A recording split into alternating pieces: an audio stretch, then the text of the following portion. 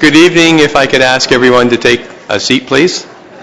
We'll be dealing with the apartment application first, so if you're not interested in that, then by all means you can say it in the hall.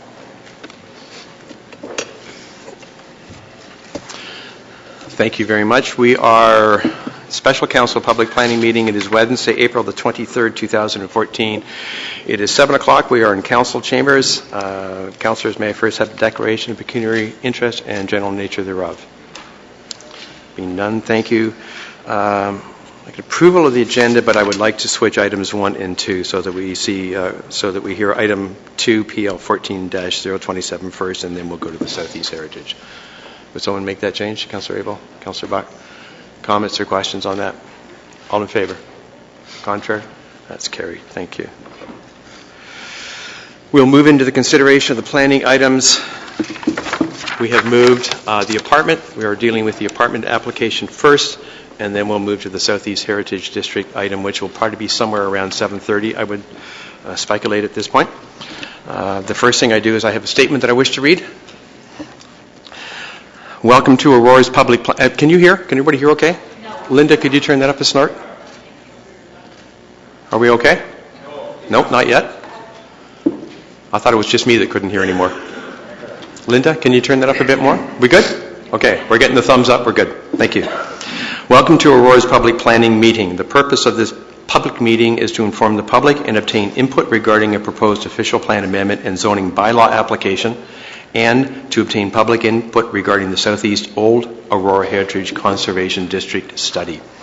No decision on these items will be made tonight. The planning application that will be considered by Council tonight, the following process will occur. The planning staff will outline the purpose of the planning application which is being considered.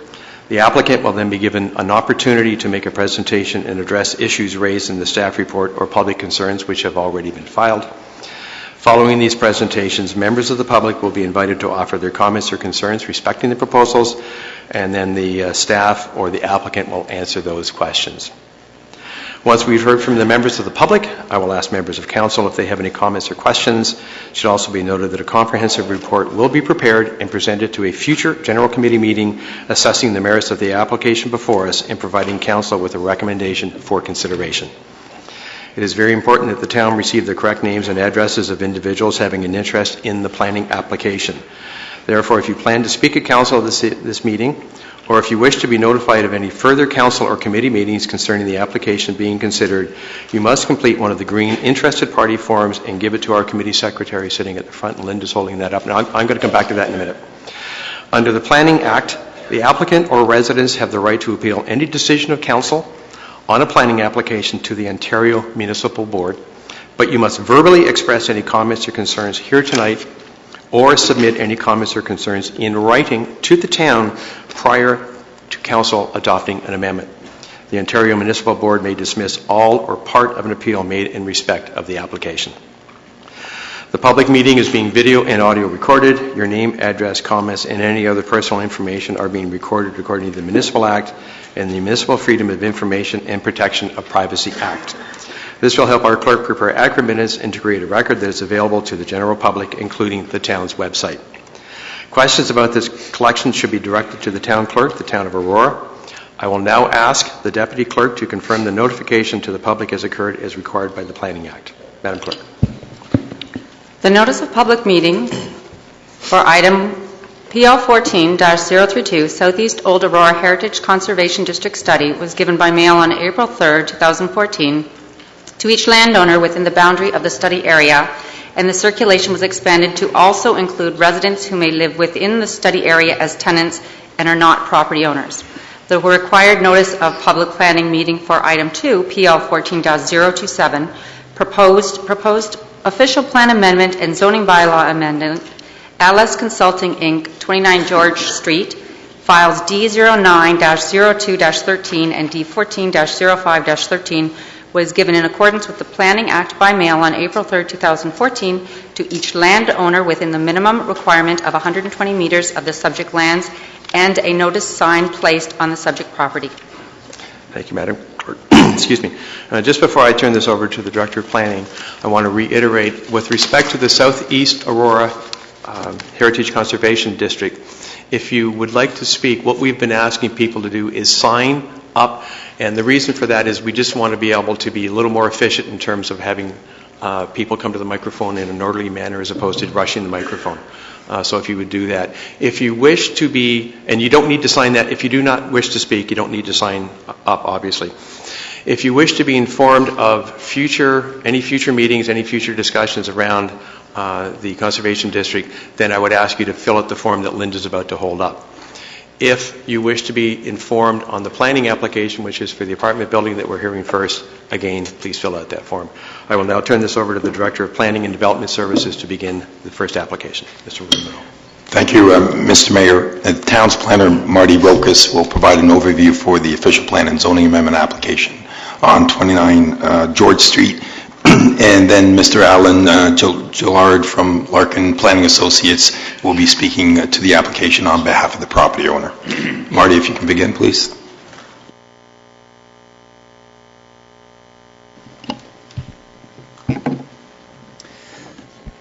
So this is an application for an official plan and zoning bylaw amendment for 29 George Street.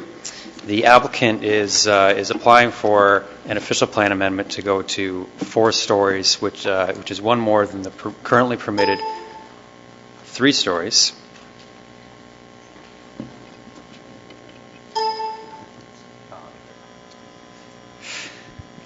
Okay, so the official plan amendment is to permit a 4-story apartment building. Right now, the current policies allow for a 3-story apartment building, and they're looking to go one higher. The zoning bylaw amendment application is to bring the zoning into basically in line with the official plan policies, which allow for the 3-story building, and to recognize the site specifics of the proposal as it's being proposed right now. So this is where in the red is the subject property. Right now there's a single attached house there, and the proposal would be to demolish that house and replace it with the building. It would be 14 units and included 16 parking spaces on site. You can see to the north and the south of the property that it's kind of in the middle of a medium density residential area, and there's a long-term care home just to the south of it. That's the Chartwell building, which used to be called Rest Haven, and there's some lower density residential surrounding that. So as I said earlier, the official plan policies allow for one 3-story apartment building, and it would be subject to a appropriate rezoning to recognize the proposal. The official plan map shows what's around it. Everything in the yellow that surrounds it is the stable neighborhoods designation. The stable neighborhoods doesn't allow for an apartment building, but the site-specific policy in the red allows for the 3-story apartment building. And the zoning bylaw is right now it's zoned an R2 zone, which recognizes the existing house that's on the site. And the application is for a first density apartment residential with an exception. And the exceptions would be, like I said earlier, just to recognize the different aspects of the property. The R2 in the red is the subject property, and as you can see the apartment residential buildings around it all have the RA 2 and 3 zones, and the institutional use to the south has the I-1, and the R2 is a lower density around it.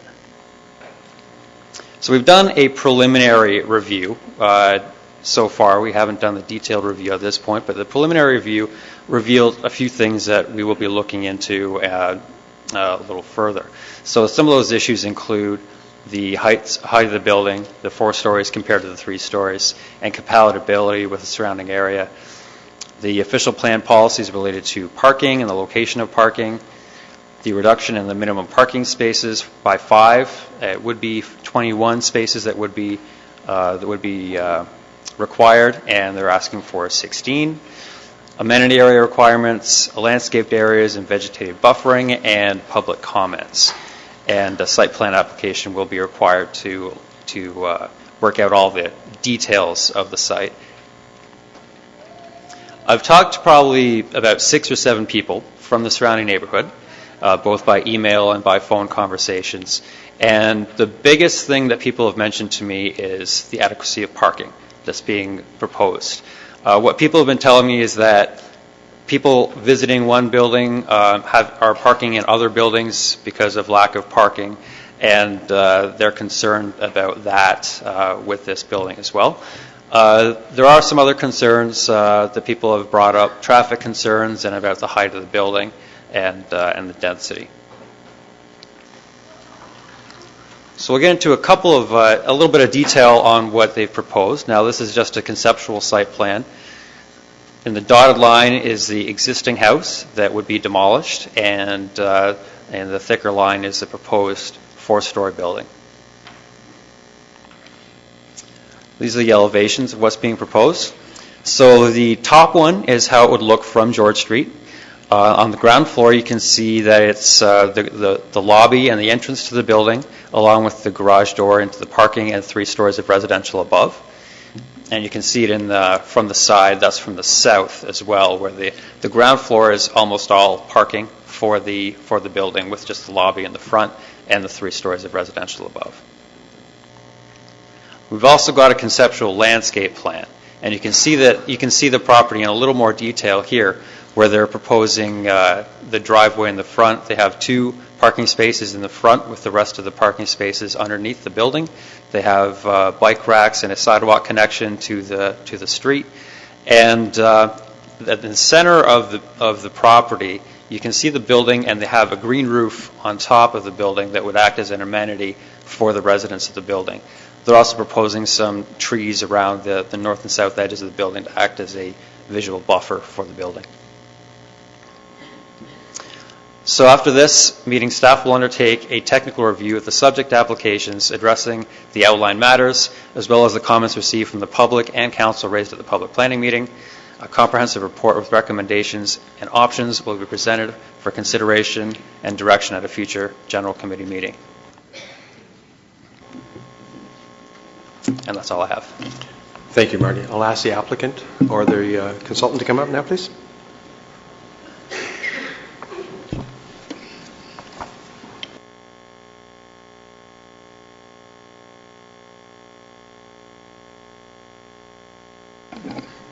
Thank you. Good evening, Your Worship, members of council. My name is Aaron Gillard. I represent LS Consulting with regard to their development applications before you this evening. Currently, we're at the stage where this is a public meeting, and we're here to receive public feedback with regard to the development applications. Currently, staff and agency comments have been received on the initial application submission, and this is the first opportunity to hear public feedback with regard to the development applications. Looking around, there may be a number of residents that have concerns with the development proposal, and our client is prepared to host an informal community consultation meeting after this in order to open the dialogue with area residents if required and determine what their issues are and how we might be able to mitigate those concerns. Having said that, after tonight's meeting, the project team will commence working with staff on how to address concerns, and we look forward to working with staff on this process in the future. Having said that, I'm here to answer any questions you may have at this time or in the future as we pursue the public meeting. Thank you very much. Thank you, Mr. Gillard. I will ask if there's any members of the public who have any comments or questions on this planning application. Please come up, sir.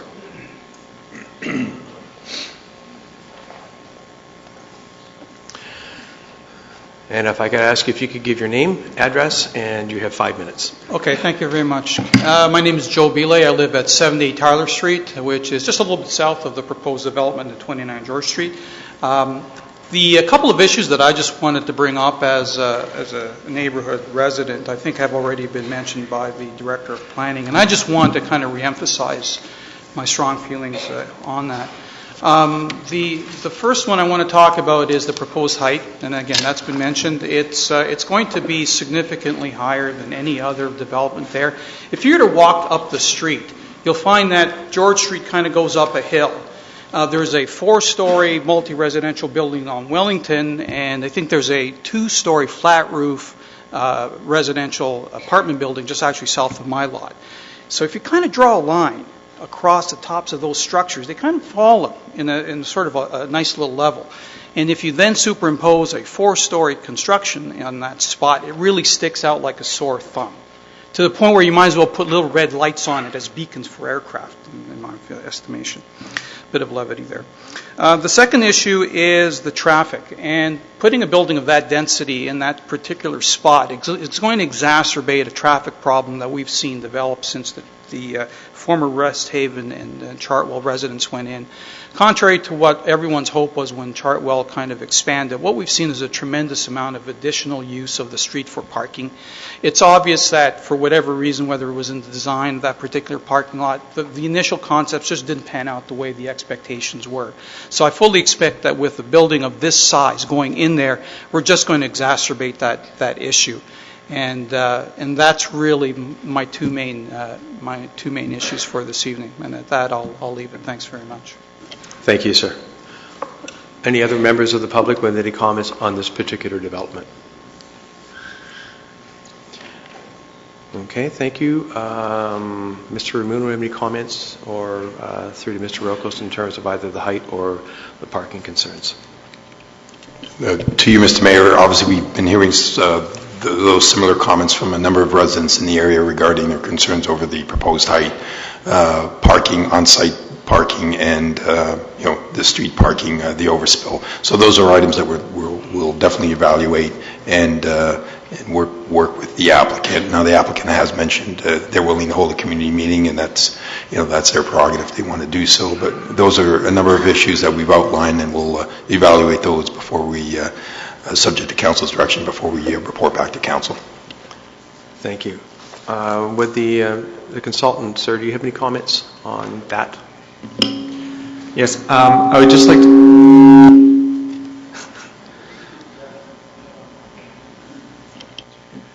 I just wanted to mention that 2 points. The first being is that currently we're looking at depressing the building about 5 feet into the ground in order to make the building fit a little bit better into the community, and understanding that there are concerns with regard to height. And the second option, and these are just ideas at this point that we'll be working with staff on in the future, is pulling the building closer to the streetscape, which will then allow potentially additional parking to be added towards the rear of the property. It may be in the neighborhood of a couple of parking spaces, but that may help alleviate some of the concerns with regard to parking on site. Thank you. Thank you, sir. If there's no more comments from the public, then I'll ask council if there's any comments or questions for the consultant. Councillor Pierre. Thank you, Mr. Mayor. Really, my two main concerns are the parking, but with regards to the height of the building, is there an opportunity to step back from the road so that the first, when you're looking at it dead on from the street, you think it's a 3-story building, but further back after a terrace or something, you can bump it up to a 4th? Definitely there may be an opportunity. There is a new architect on the project team working on this file, so we will pass along that comment to them. They will be looking at, obviously, the opportunity of moving the building towards the streetscape as well, so we will pass that along to them in order to look at that as well. Any other comments, councillors? Councillor Ballard? Obviously, it's early in the design phase of this building. I too share the concern of the resident and other residents with regards to the height. Dropping it down 5 feet, I guess, is almost half a story, and I think that's a good start. The other concern that has been expressed is with regards to the front-facing, the street-facing view with a large garage roll-up door, and the need to perhaps soften that type of perspective from the street so it doesn't look terribly industrial. So I would just, you've probably heard that from others, but I just wanted to go on the record tonight and let you know that I've heard it as well, and it needs to be looked at. That is something that we will look at.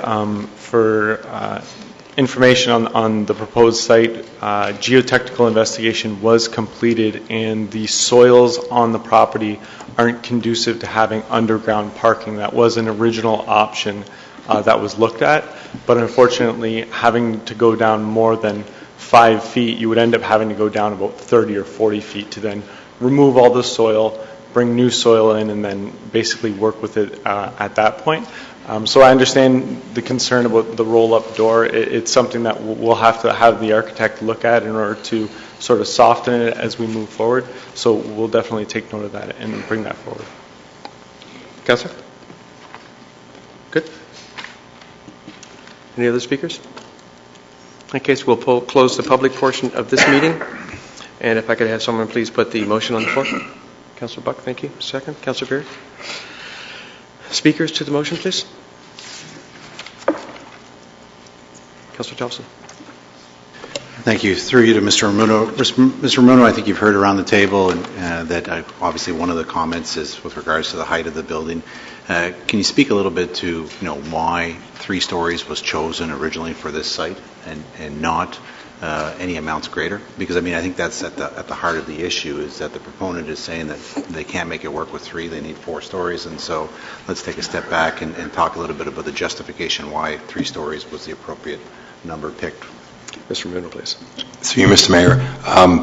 The site-specific policy that we refer to on this site permits a maximum of 3 stories, and that was done prior to our last official plan review. The applicant had made the request, so that's a site-specific policy that's permitted in our official plan currently, and it was based on really the applicant's request, and so there is that permission for 3 stories. There is a new owner who's now come forward with this current application being the 4 stories. So I've heard some of the comments, and staff will definitely be looking at the actual size of the building footprint, and there may be a need to, options to either reduce the footprint size to gain additional parking space and orient the building appropriately. And obviously we've heard a couple comments regarding setting back some of the stories, whether it's at the 3rd or the 4th story, if a 4-story building proceeds. But again, it is permission that dates back to, I think, prior to 2010, dealing with that site-specific amendment, an application submitted by the previous landowner for a 3-story building. Just for additional information, we did hear from some residents as well. There was an earlier application back in early 2004 for an 8-story, or pardon me, a 8 townhouse unit rezoning application for the site. That was submitted in 2004. A public meeting was held early in 2004, and there was a direction to refer back to an additional public meeting. The application went inactive, and the file was closed in 2007, so there is no status on that original application that was submitted, but this site-specific policy does permit a 3-story apartment building, and the applicant is now requesting a permission to go to 4-story and a related zoning amendment application. Councillor? In your report, you cite a number of issues. It's not just parking and the height of the building, but you also cite frontage, setbacks, buffer strips. There seems to be a whole number of issues. To me, it seems that there's enough issues there that maybe we're a little premature to go to GC. Mr. Mill? Through you, Mr. Mayor, that's correct. There are a number of other exceptions that would be required under the zoning bylaw. The current zoning bylaw has performance standards that deal with the existing zoning, which is a residential, R2 residential zone that only permits a single detached dwelling. So there are a number of exceptions to the current. Again, the rezoning application would have to be customized to this proposal being an apartment building form. But again, there are issues with respect to the massing and the size of the building that's being proposed related to parking. And again, on-street parking, we've heard that's an issue. Currently, George Street does permit limited on-street parking on one side of the road. We've heard about the impact currently based on the existing developments in the area. So there are a number of matters that we're going to have to evaluate prior to coming back with a complete report to council. Councillor? Any other speakers? Councillor Buck. There are 14 units proposed, Mr. Mayor, through you to Mr. Romano. Are they all two-bedroom units? Are they all the same size units? Mr. Moon? Through you, Mr. Mayor, I may have to refer that to the applicant. The application is for a 14-unit condominium boutique building. I can't remember what the conceptual floor plans look like, but perhaps the applicant has additional information related to size of units and number of bedrooms. Mr. Gilder? Through you, Mr. Mayor, the size of the units range from 650 square feet up to 950 square feet, so you're in the one-bedroom to two-bedroom range. Depending on how we move forward with the application in terms of massing size, that could very well change, but that is the approximate size up to about 1,000 square feet at this point in time. Councillor?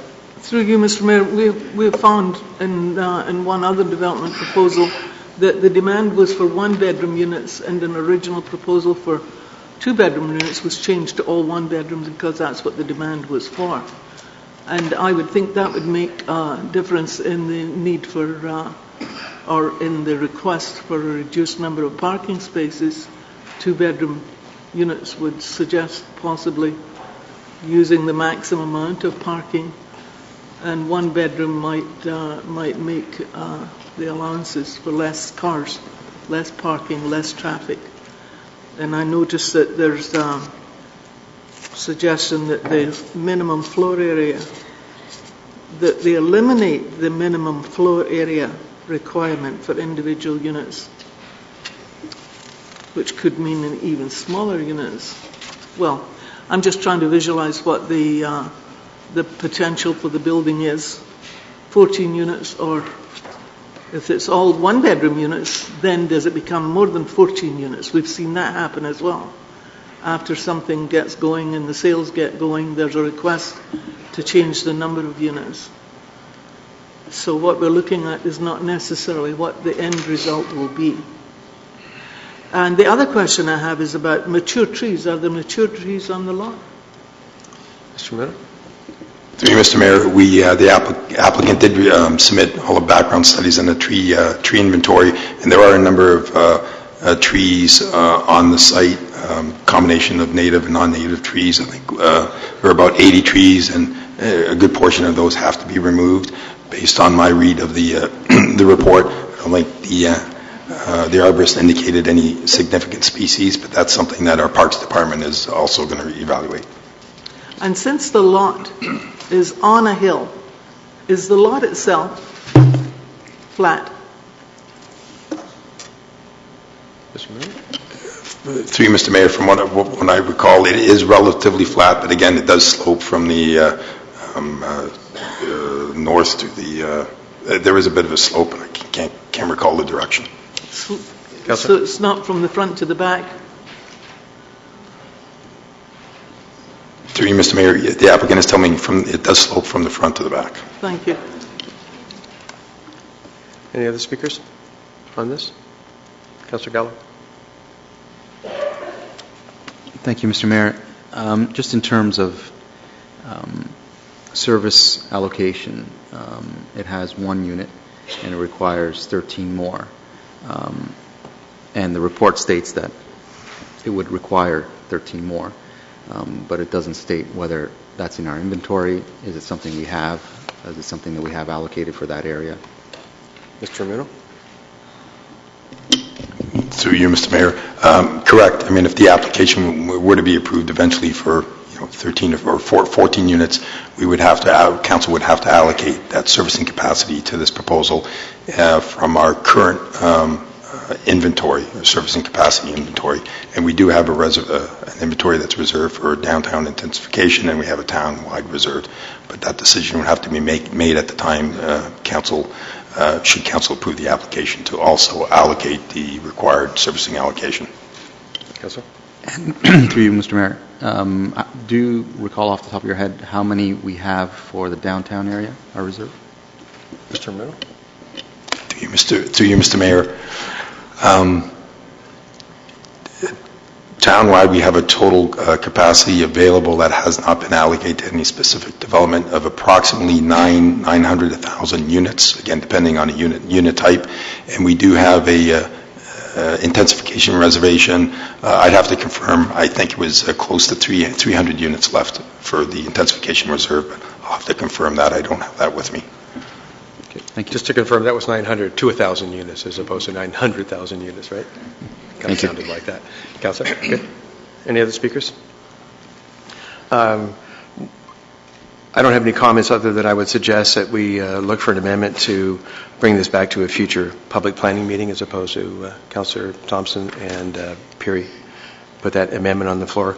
So the amendment would be to change this to come back to a future public planning meeting. All in favor of that amendment? Contrary? That's carried. And back to the main motion as amended. All in favor then? Contrary? That is carried. Thank you very much. Nope. Not now. Sir? No. Excuse me, sir. Sir? No. Contact staff, please.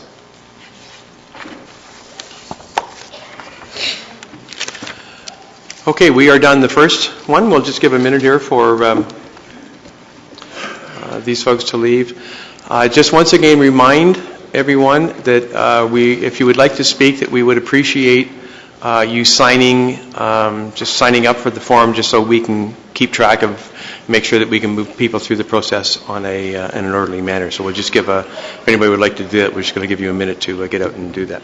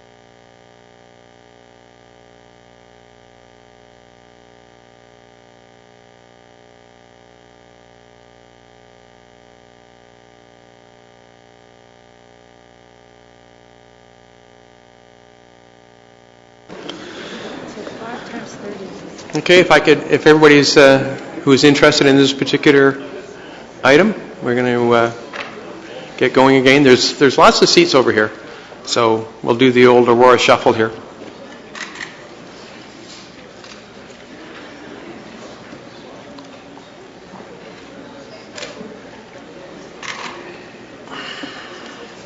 So you can tell them that I'm...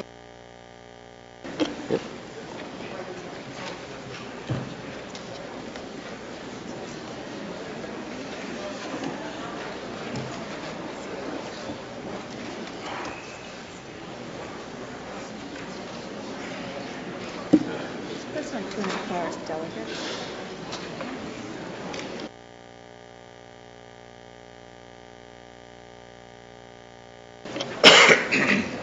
So, Is that right? To some extent. yeah.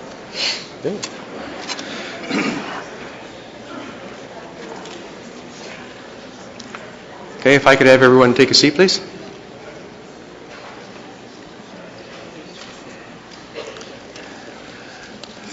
Thank you.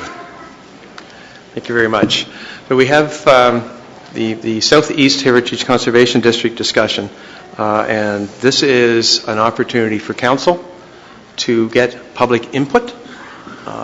This is being run under the direction of the Public Planning Act. So everybody in this room who would like to speak has an opportunity to speak. There is a time limit to speak. It is 5 minutes. You can come back again if you so desire, but what we try to do is we try and, if you're going to come back, we would want you to address something new as opposed to reiterating what we've already heard. That's just going to make it more efficient, quite frankly, and we all do tend to listen very carefully. I will advise you that when you come up to the microphone, we ask you to give your name, your address.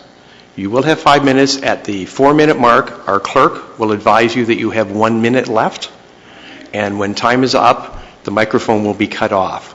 We want to make sure that everybody has the exact same time and that there's no favoritism in terms of time or not managing it properly. So we will be doing that. But like I said, you have an opportunity to come back.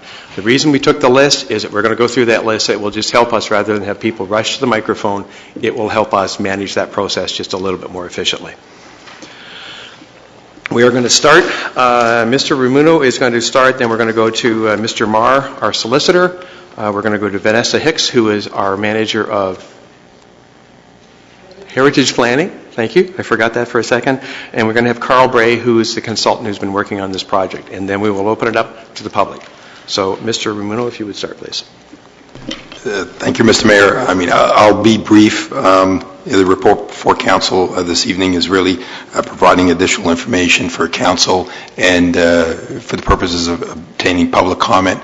We received direction early March of this year when the original report was presented to General Committee to refer the matter back to a public planning meeting in this forum to give everybody an opportunity to speak on the matter and raise any concerns that they may have.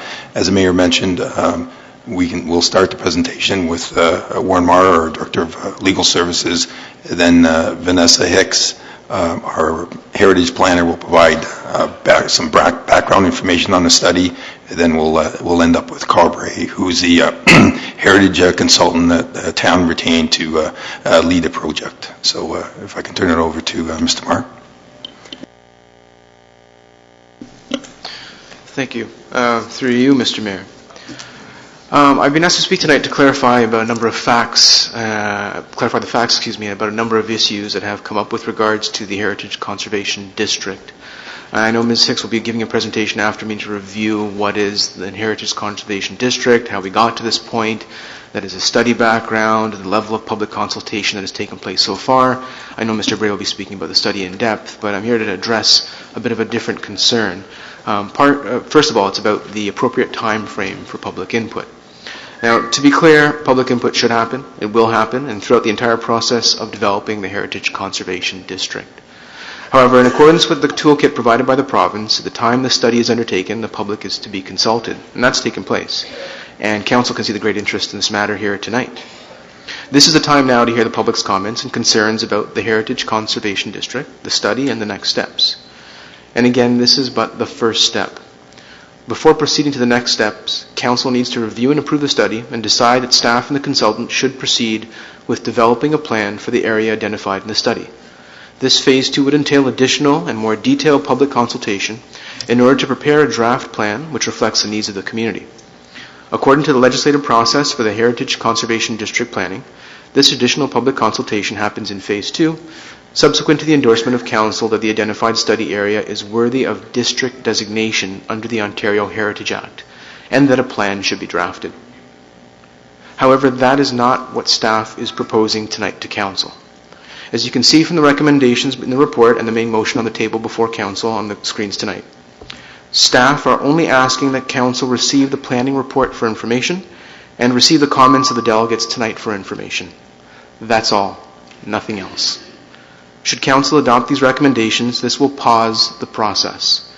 These recommendations, if adopted by Council, effectively do not allow staff to proceed with the next phase of the process, and so nothing else will be done with regards to the southeast Old Aurora area until Council says otherwise. This will allow Council time to review the matter at its discretion while taking no further action at this time.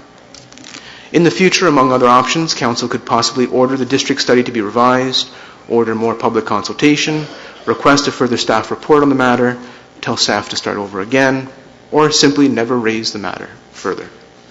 It will be at Council's discretion on how they wish to proceed.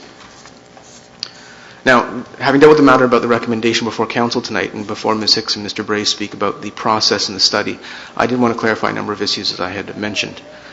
With regards to property ownership and property owner rights, I understand there was some concerns that the town would somehow be a co-owner of the property that was in the district if the property was to become a designated part of the Heritage Conservation District. That's not the case.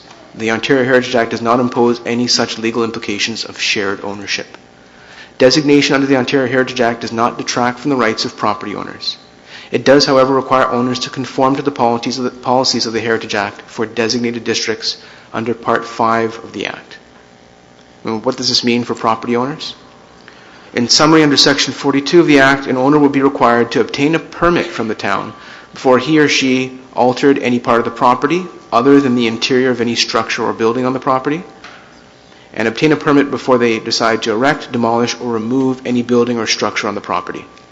Now, there is an exception that the owner of a property situated in a designated Heritage Conservation District may, without obtaining a permit from the town, carry out minor alterations or classes of alterations that may be described or permitted in the plan on the property without affecting the heritage aspects of whatever that may fall under for their particular piece of property. Now, I've said designated, I've mentioned designated here, and I know designated is a bit of a loaded word. Designated has two meanings under the Ontario Heritage Act. There is designated under Part 4, and then there's designated under Part 5.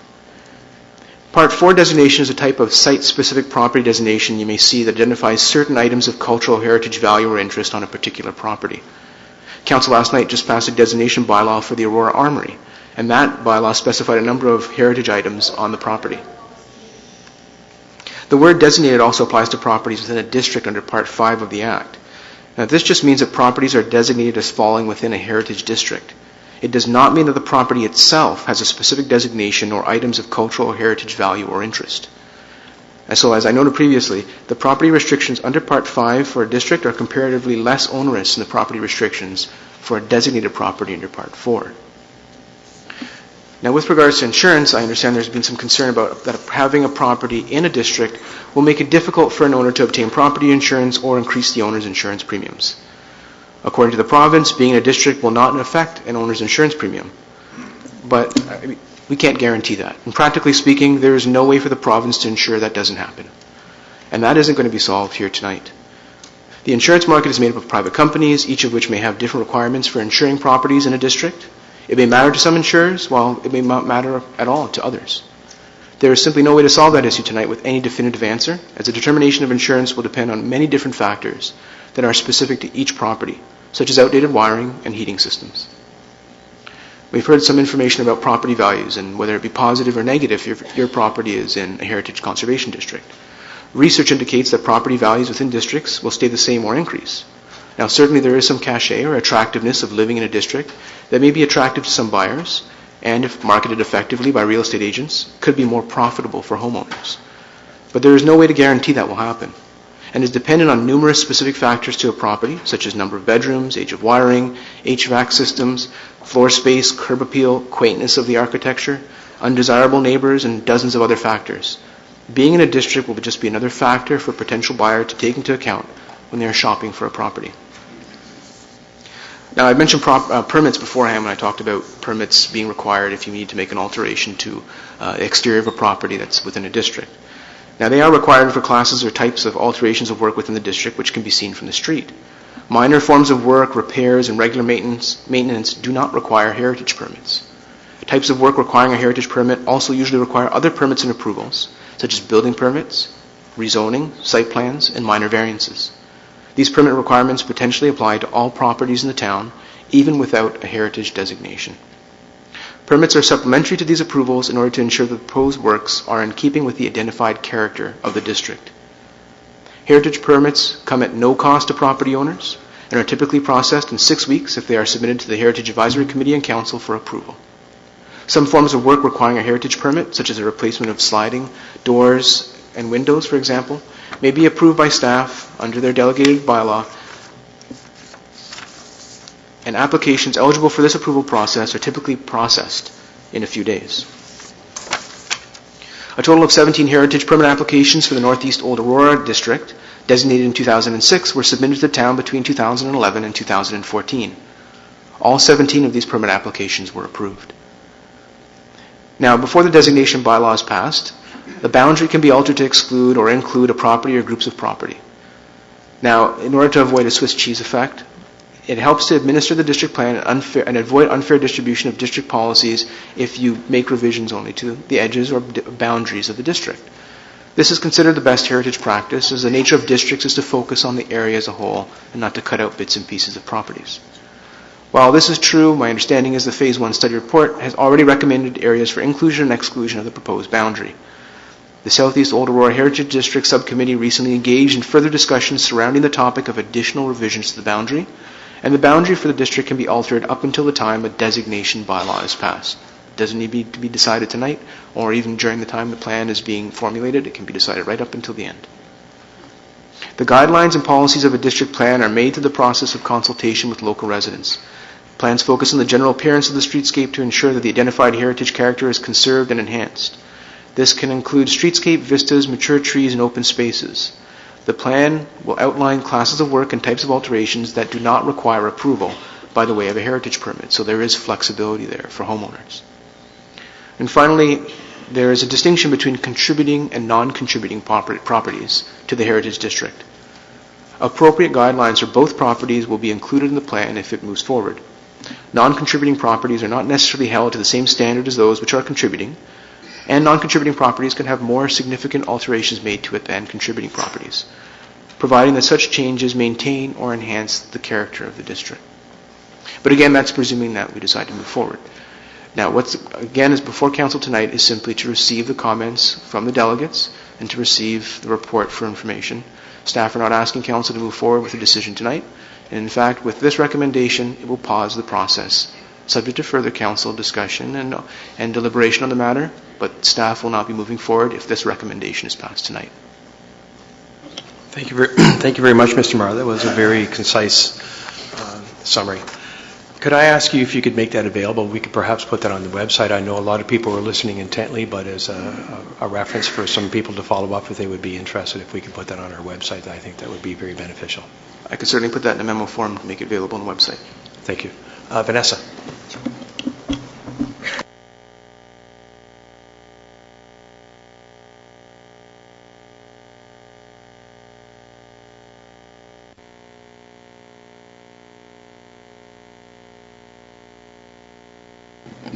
Thank you, Warren.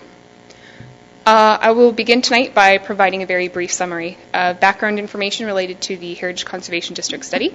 I'll only take about 5 minutes of your time. And my portion of the presentation will cover, basically reiterate what is a Heritage Conservation District, how is it different from Part 4. I know we've been talking a lot about Part 4 of the Ontario Heritage Act and Part 5. Study background, summary of public consultation and communication, and after which Carl Bray can provide some comments on what constitutes on Phase 2 of Heritage Conservation District Studies and the general process of Heritage Conservation District Studies. As Warren Marr has already stated, the Ontario Heritage Act speaks to 2 forms of designation. Again, Part 4 speaks to individually designated properties, meaning individual property lots. And this is different from Part 5 of the Ontario Heritage Act, which specifically relates to heritage conservation districts. These districts encompass multiple properties within a defined area of a community. They represent collections of elements of the physical environment, including buildings, streets, mature trees, open spaces. And these elements combine to create a sense of cohesiveness, which distinguishes it from areas outside of the community. The first Heritage Conservation District in Ontario is known as Meadow Vale, and it was designated in 1980 in Mississauga, 34 years ago. The Ontario Heritage Toolkit, which is an accompanying resource to the Ontario Heritage Act, describes the vision of a district as one which embraces a wide variety of lifestyle options and economic activities while still maintaining physical continuity and social cohesion. These are often attractive areas for commercial, residential, and mixed-use investment. Again, that's quoted from the Ontario Heritage Toolkit. And I missed a couple of points there. There are currently 113 designated Heritage Conservation Districts in Ontario, and there are currently 10 in York Region. And that's the quote that I just stated. Okay. So in 2006, there was a pre-consultation meeting held on November 12th, in 2006, the Southeast Old Aurora residents took an interest in the possibility of designating a Heritage Conservation District for their community, or undertaking a study for their community after the designation of Northeast Old Aurora, which happened in 2006. A pre-consultation meeting was held on November 12, 2007 to discuss the Heritage Conservation District concept for the Southeast Old Aurora community, and a ratepayers association in support of the study was formed in 2011. And on September 11th, 2012, Town Council endorsed a recommendation that Bray Heritage be retained to undertake a Heritage Conservation District study for the identified area. And this is the identified area. For reference, this map is provided on page 14 of the agenda. In terms of public consultation, a subcommittee was formed in early 2013 as representatives of the local community, and the subcommittee has met 4 times between May of 2013 and most recently on March 25th of this year on the dates that are shown on the screen. Several one-on-one interviews have been conducted with members of the local community. We had 2 public outreach events, which were held at the Aurora Farmers Market and Artisan Fair in June 2013 and February 2014. A public open house was held on December 2nd, 2013 at the Aurora Cultural Center.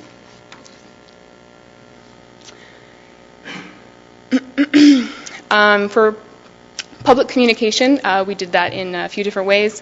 We made door hangers, which were delivered door to door, newsletters by mail, notices by mail, and a supplementary mailing list for people who wanted to be added to the mailing list. Newspaper notices in the Aurora and in the Aurora Banner. Social media was employed as updates of upcoming important dates and public meetings, and also regular updates on the Town of Aurora's website.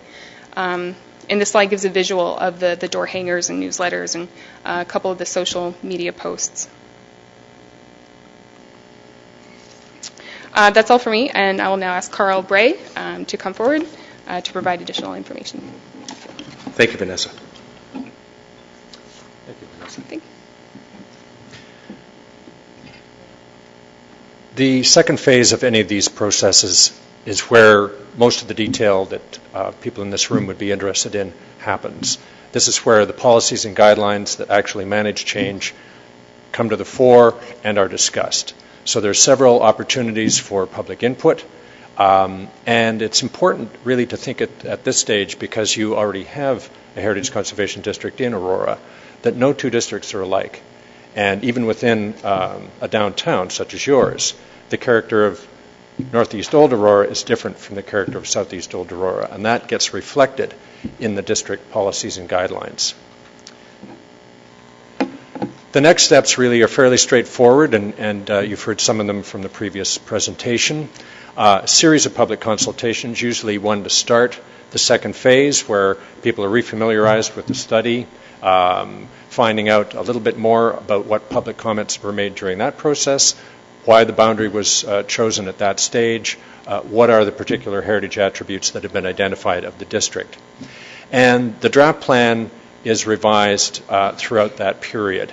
There's a statutory public meeting near the end. Once the draft plan has been produced and sent out for review, then there's a statutory public meeting. That's required under the Act. And then further revisions are made, and the final plan with accompanying staff report and designation bylaws go to Council. And Council then has the option of doing several things. In an ideal situation, if designation is what's preferred, the plan is adopted, the bylaw is passed, and there's a 30-day appeal period. If there are no appeals, the district comes into effect. If there are appeals made within that appeal period, then the case is referred to the Ontario Municipal Board, which is a public tribunal, and its decision is final. So at this stage, I would like you to just remember that the process is one of discovering in more detail what's important about this particular part of your downtown core. It really is almost a biography of that area. And because it's in that level of detail, you're able to talk about values, which the Planning Act doesn't tend to. It tends to be pretty high level and abstract. But if you really love a particular place and you can describe it to your friends, you can describe it to strangers, the terms in which you make those descriptions then can be reflected in the Heritage Act, whereas they can't be reflected in any other planning legislation. So if you truly want to retain and enhance the character of an area, it's the Heritage Act that allows you to do it. And its Heritage Conservation District is the vehicle for doing so. So it is change management. It is not an attempt to cast something in stone or in amber. You are not required to dress in Victorian costume and trade in your car for a carriage. This does actually deal with the types of pressures that downtown cores, particularly in fast-growing regions such as yours, come under in most of the instances I've seen in my professional career. So in a way, it anticipates the types of change that are likely to happen, but it allows you to determine in what way that change happens. And as has been stated before, the level of regulation is really about the same as you would have to do anyway for a building permit, for a site plan agreement, any of those sorts of things. And in the policies and guidelines, it's explicitly described what does and doesn't require a permit. And in most cases, what you would normally do as good stewardship to your property does not require a permit. It's only major changes that would. And as I say, those are major changes that are likely to require other permits as usual. So certainly we're looking forward to your comments. I would also like to introduce my colleague Donna Hind, a partner in the planning partnership firm, consultant with my team. Donna was a project manager for the Promenade Plan, which was the overall planning document that led to the official plan policies that in turn set the stage for what we're doing here. So thank you very much, and we look forward to your comments. Thank you, Mr. Excuse me. I think everybody around the table here is suffering from some kind of cold or sore throat or something. We will now open it up to members of the public. I'll remind you again. Linda, can you put the overhead on, please? So we have Peter Waxer, I believe, first. Mary O'Reilly, Dave Presley. So if you could just, if you see your name up there, if you could get ready to come up to the microphone, please. It'll help us move along. Again, I will remind you that you have, first of all, if you could give us your name, give us your address. You'll have 5 minutes. Our clerk will give you the 1-minute warning, and then time's up. Mr. Waxer, please. Your Honor, member of council, concerned citizens of Aurora, good evening. I wish to go on record as saying I live at 19 Mosley Street. I am a member of the Ratepayers Association that has concerns about the nature of this heritage planning as it develops.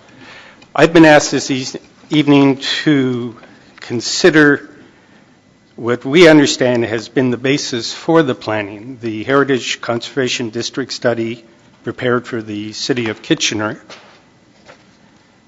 Why have I been asked? I'm a psychologist by trade. Most of my daily work consists of conducting assessments. I'm, in simple terms, constantly using numbers. I'm now a retired professor from York University. I believe everybody's familiar with the phrase publish or perish. During my time at the university, we have an acquaintance with numbers. So on that basis, I've been asked to have a look at the study referred by Professor Shipley. And there are three major areas of concern that I hope the Council will consider very carefully in their planning for any future investigation. This study considered three factors: resident surveys, real estate data, and interviews with key stakeholders. The resident survey contacted 202 people in the Kitchener area. There was a decision that was not explained to randomly sample 100 people on the issue of are they satisfied to have their area designated as historical. Of the 100 people, only 39 of those people were interviewed. Of those 39 people, only 23 were approving of the designation of historical district. The report itself said 89% satisfaction rate. Perhaps members of council have had opportunity to review the report. This is misleading, quite simply. We're talking about mathematics that you don't require advanced statistics to understand. The numbers amount to approximately 10% of the total people in this specific target area that should have been contacted. 10% of 210.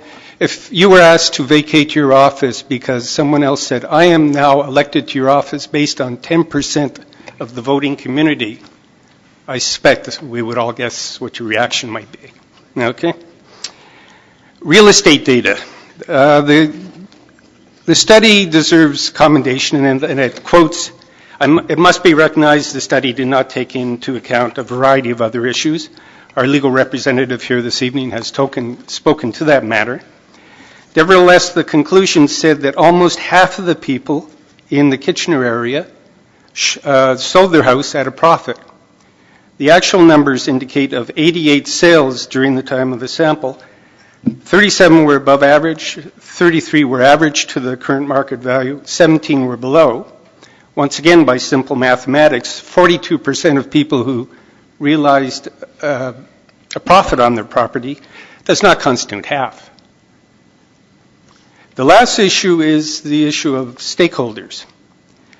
I mean no disrespect to Professor Shipley, but if his study was submitted to a peer review journal, it just wouldn't hold water. You have 1 minute, sir. Thank you, and I'll be done. Key stakeholders, 2 people. Who were these people? One person was a heritage planner. The other was a coordinator for the Cultural Heritage Committee. I respectfully suggest this is not a neutral selection of stakeholders. So I hope these issues are holding some concern for people, and I assume that as the planning goes forward, there may be a more rigorous approach to the evaluation of a historical designation for the southeast corner of Aurora. Thank you for your attention. Thank you, Mr. Waxer. Next up, we have Mary O'Reilly, please. Ms. O'Reilly.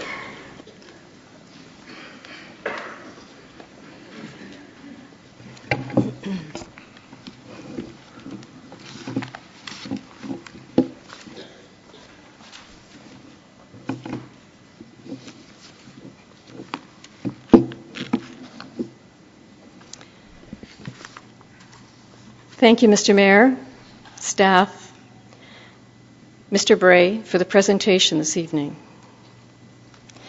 My name is Mary O'Reilly, and I live at 16 Moseley Street in Aurora. We want to acknowledge good intentions on all sides. We also want to acknowledge the serious loss to our community of the United Church building, while at the same time understanding a church's mission is more than a building.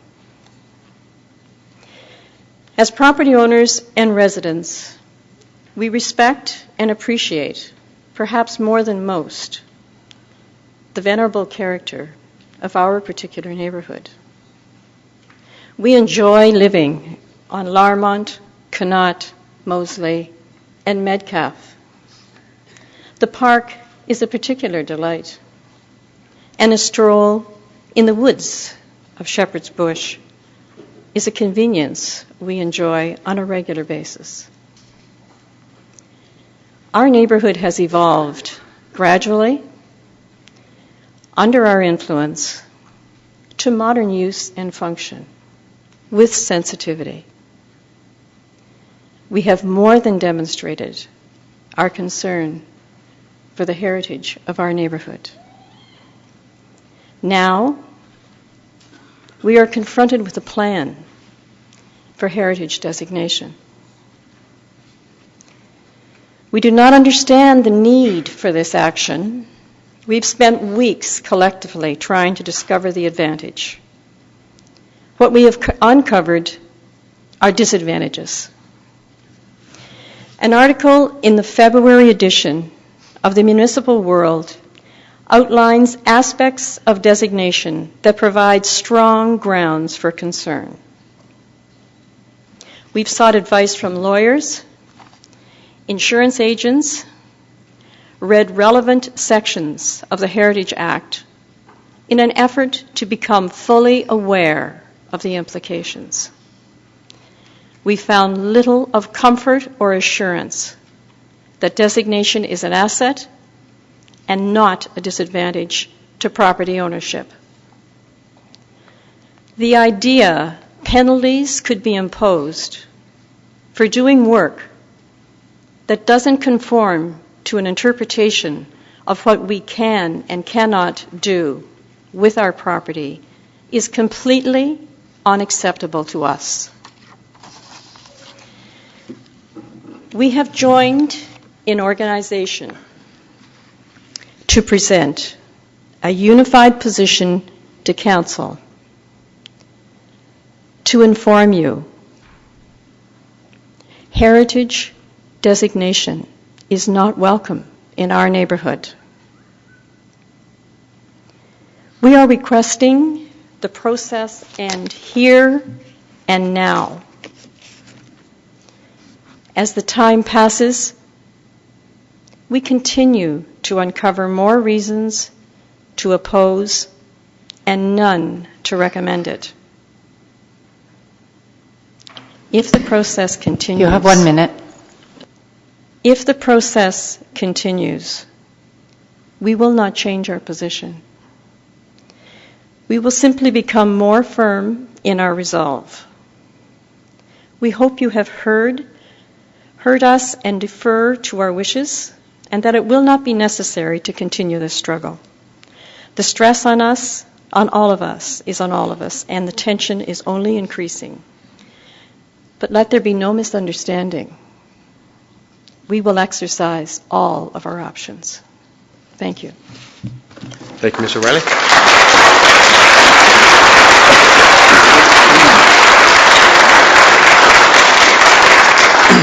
Dave Presley, please. Yeah, thank you. Good evening. Mr. Mayor, councillors, members of the public, I would like to thank you for this opportunity of speaking here before you. My name is Dave Presley. I live at 85 Harrison Avenue, and I have been a resident of Aurora since 1973, and have lived that entire time at 85 Harrison. Now, I have two reasons for being here tonight. The first is to present a petition. This petition has been signed by 90 people in our area, in the area under investigation here, and it represents 53 separate addresses. May I present the petition, please? Give it to our committee clerk, please, Linda. Thank you. And to continue. I'm proud to say that I'm a member of the Town Park Area Residents Association. I also sit as a member of the Southeast Old Aurora Heritage Conservation District Subcommittee, which is a mouthful. I was surprised by the opposition to the study and the vehement display that occurred here on March 4th in this chamber. I heard very clearly what the opposition had to say and was dismayed that it wasn't what I believed to be true. 5 people got together in our area and formed the Town Park Area Residents Association. Previously known as HEAT, we reinvented ourselves. The association was based on the following. As a committee, we believe that a heritage study presents no threat to us, and advancing it to the second phase is a positive step. We own homes, not houses,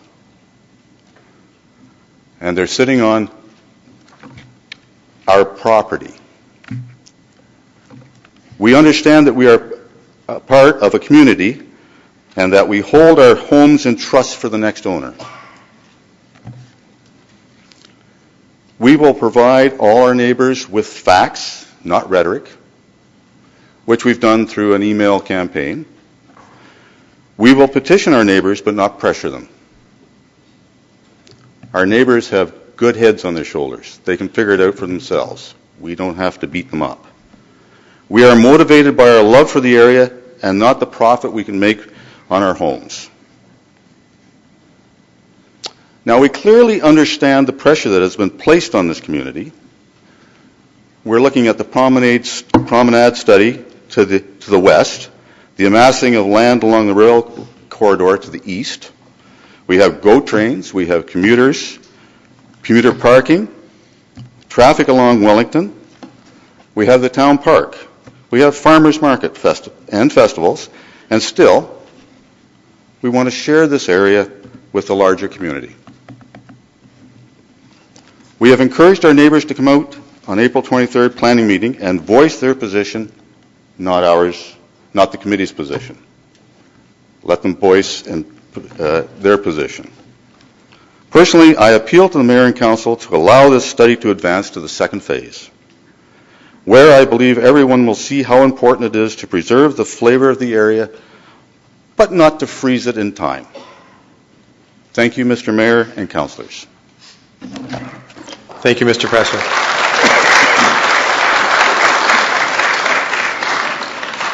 Valerie Otten, please. If I could ask you to hold the applause down, although I know that everybody wants to get in there. Appreciate that. Mr. Mayor, councillors, as Mary has said, I don't have a lot to say. All I just simply say, I live at 86 Wellington Street East in Aurora, and my husband and I both say, no, thank you, we don't want this. That's all I have to say. Thank you. Okay. That's the second warning. John Peddle, please.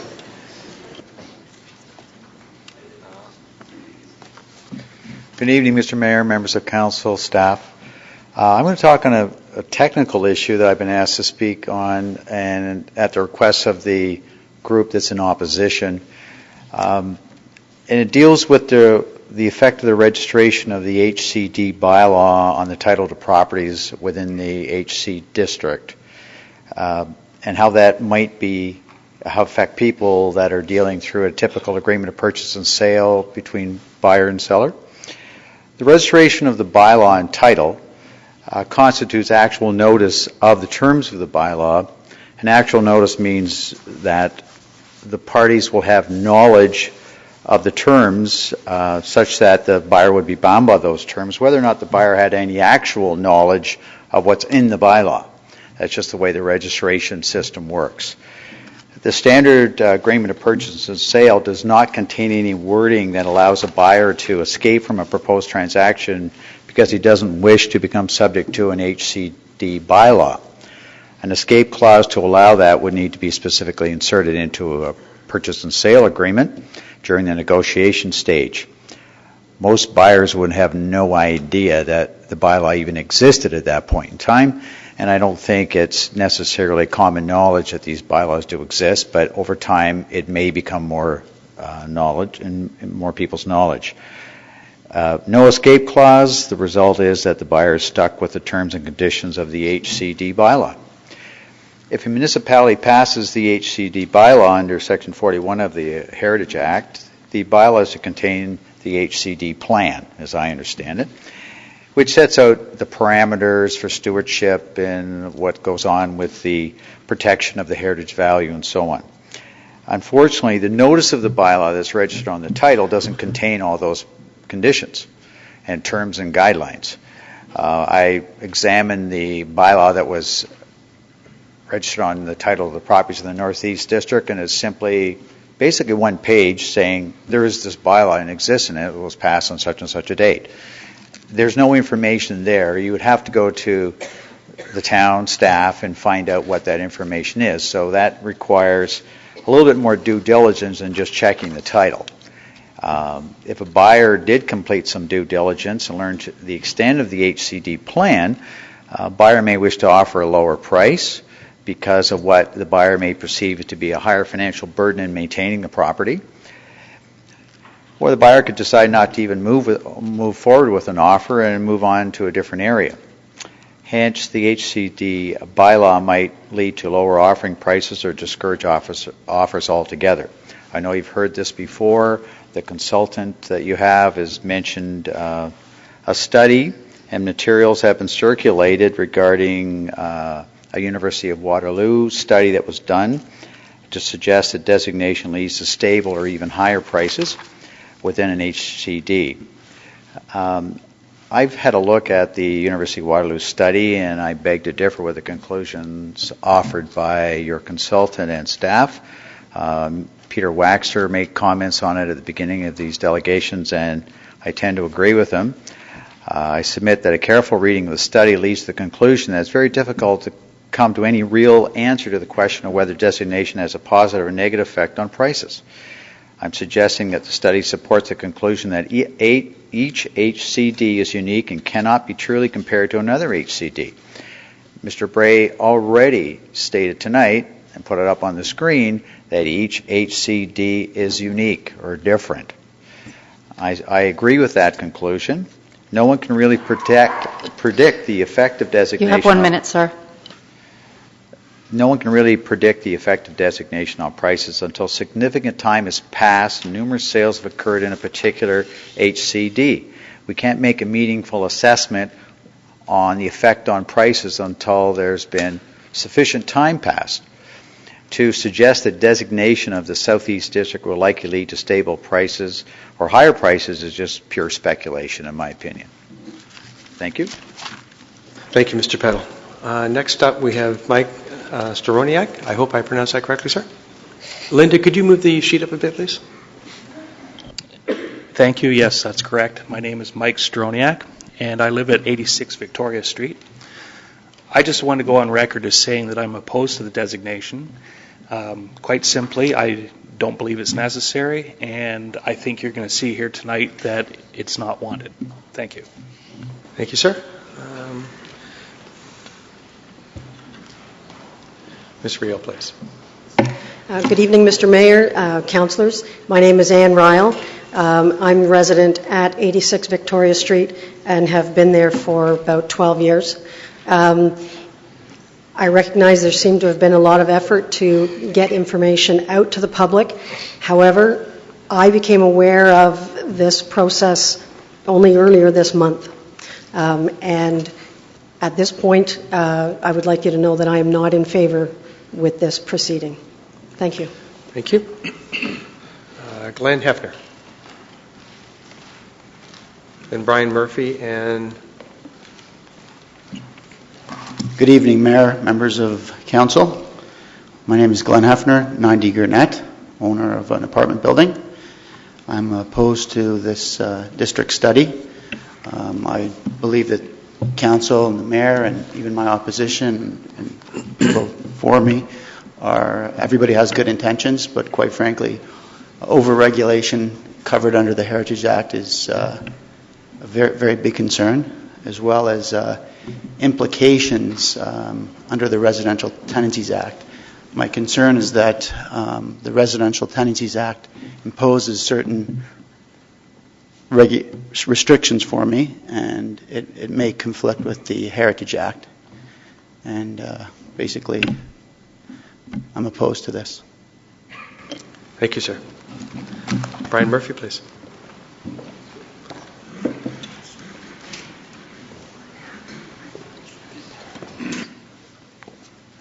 Good evening. My name is Brian Murphy. I'm with Law Insurance Brokers. Those who do not know who we are, we're on Yonge Street, just north of the Tim Hortons. So everybody knows where that is.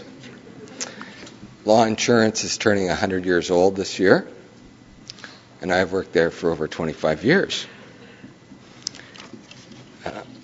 As many of you has seen information circulating indicating that the designation will have no effect on insurance. This is totally incorrect. We have contacted the 3 insurance companies that were named in a circulation by an Ajax broker. All of these insurance companies have severe restrictions to homeowners. These could actually cause a homeowner to lose their insurance and lose their home. So we have one insurance company that it's one of Canada's oldest and largest insurance company that will not write a home that's in that designated area. So we were actually going to switch to that this year ourselves, but we'll be unable to because of that designation. This is not a good time to do this. Insurance companies are in a foul mood with the sewer backup claims in Toronto and the ice storm. So this is not a good time. Okay? Thanks. Thank you. Mr. Friedbacher, please.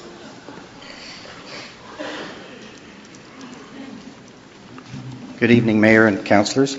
My name is John Friedbacher. I own 23 Mosley Street. I'm here to talk primarily about insurance and the heritage home to the best of my knowledge. This is a very hot topic and a direct result of having heritage bylaws put onto the title of your property. I'm going to probably speak very quickly because, 1, I'm nervous, 2, there's a lot to cover. There was an article that was passed out to the residents about insurance in the heritage designated home. It was meant to be an education about insurance, and there were 2 key topics: replacement cost. I wanted to make clear that replacement cost means the insurance company only pays to the limit of your policy. If it costs more than that, too bad, you pay the difference. If you have guaranteed replacement cost, it means that they will pay to the limit and above to complete rebuilding that home. Having that clear, and I hope everyone understands that, I surveyed 7 companies. There's 3 more here mentioned by Law Insurance. And the 7 companies were Allstate, RBC, Cooperators, Intact, State Farm, which I also represent, TD, and Desjardins. If you're insured with any one of those, I suggest you ask the following questions. If I have an older home and have all the utilities updated, the wiring, the plumbing, the fuse, the heating, etc., okay, to the specifications required for your insurance, will you offer me guaranteed replacement cost? The answer was yes. I said, if the same home with the same updates is heritage designated, will you offer me guaranteed replacement cost? The answer was no. So guaranteed replacement is obviously the thing we want.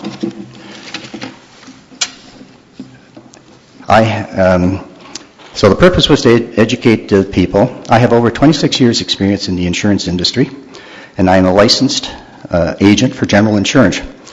There's been a lot of misinformation or inaccurate information going around in emails and communications from the town. The most misleading with regards to insurance is the piece with the Trillium logo title, Insurance Heritage Properties. First presented in 2006, and then they put fresh ink on it because it was reprinted in 2012, and it's the same document. Not much research since then. It is referred to by Mr. Bray on numerous occasions, and even by town council this evening. And the wording has been taken from this document and sent to the general public as the gospel on insurance. You are led to believe that this is an official document from the IBC, which is Insurance Bureau of Canada, but it's actually written by the Ministry of Tourism, Culture and Sport.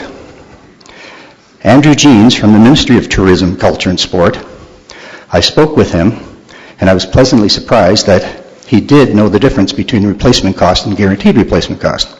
I asked him if he had insurance background, to which he replied no.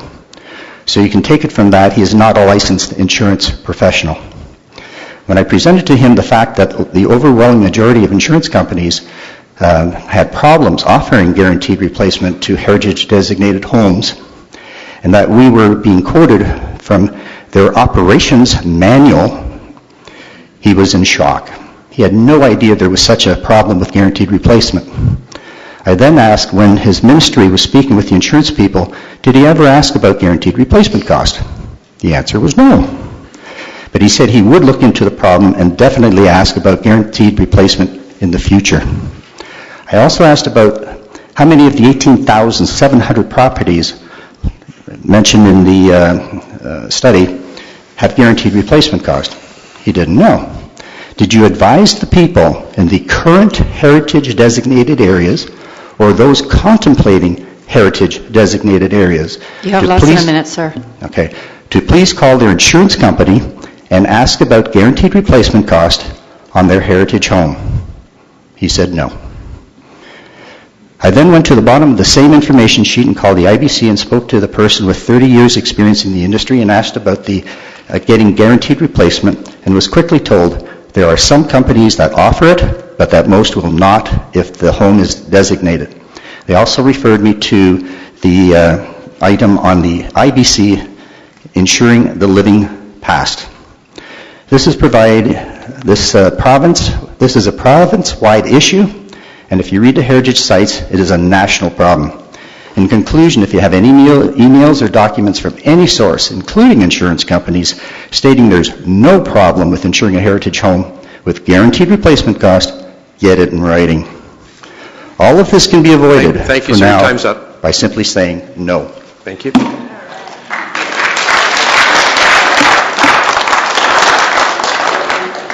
We'd like to make sure that we move this on, please. Thank you. I will keep it within Joanne Russo. 5 minutes. Thank you all for giving me the opportunity to speak here today. My name is Joanne Russo. I am a property owner at 78 Wellington Street East and the president of the Ratepayers Southeast Quadrant Ratepayers Committee. Some of you have had the great opportunity, I've had the great opportunity of sitting down and meeting with a few of you on issues that are being brought forward today. And a few of you also may recall me speaking at the last meeting back in March. At that last meeting, the concerns raised by the residents of Aurora was the very fact that we had just learned about this application that is being brought before you. Council understandably was concerned, as they were under the impression that as property owners we had put forth this application. The ultimate outcome of that meeting was that the public, the owners, had to be fully being made aware of what was being brought before you and whether or not they really understood what was being tabled. The matter was deferred. We've started a committee whereby we've reached out to local residents, local property owners. They're all here today. Great support that we have. We've done our homework. We understand what this designated heritage means, and we are against it. We're not relying on hearsay information. I'll be providing the Secretary with supporting documentation on all the due diligence that we've done on our end. And to get the message across that we clearly do not want this designation, we've circulated a petition. Our petition basically has approximately about 160 residents, property owners who are against this heritage designation.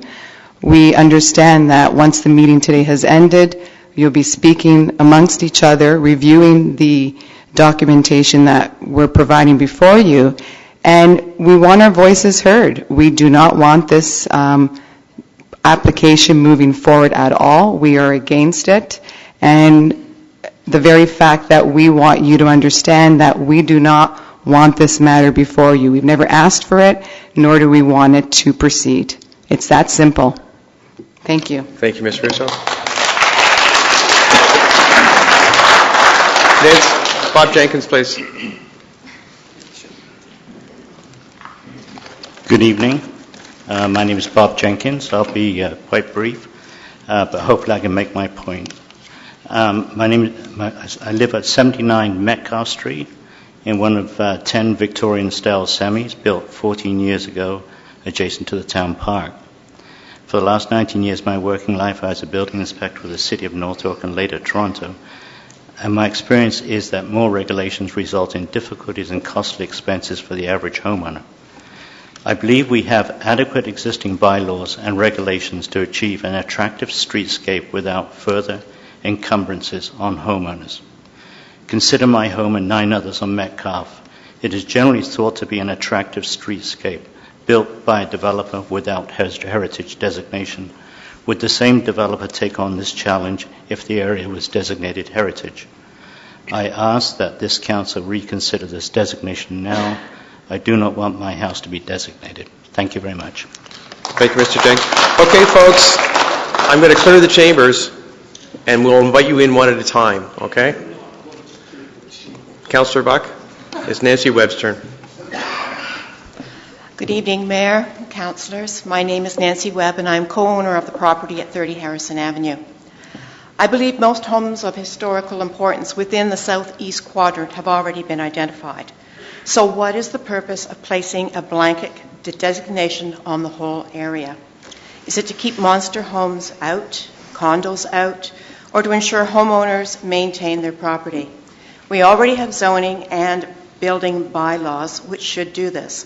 Please do not allow this heritage designation to take place. We do not want this. Thank you. Thank you. Lenore Presley, I believe.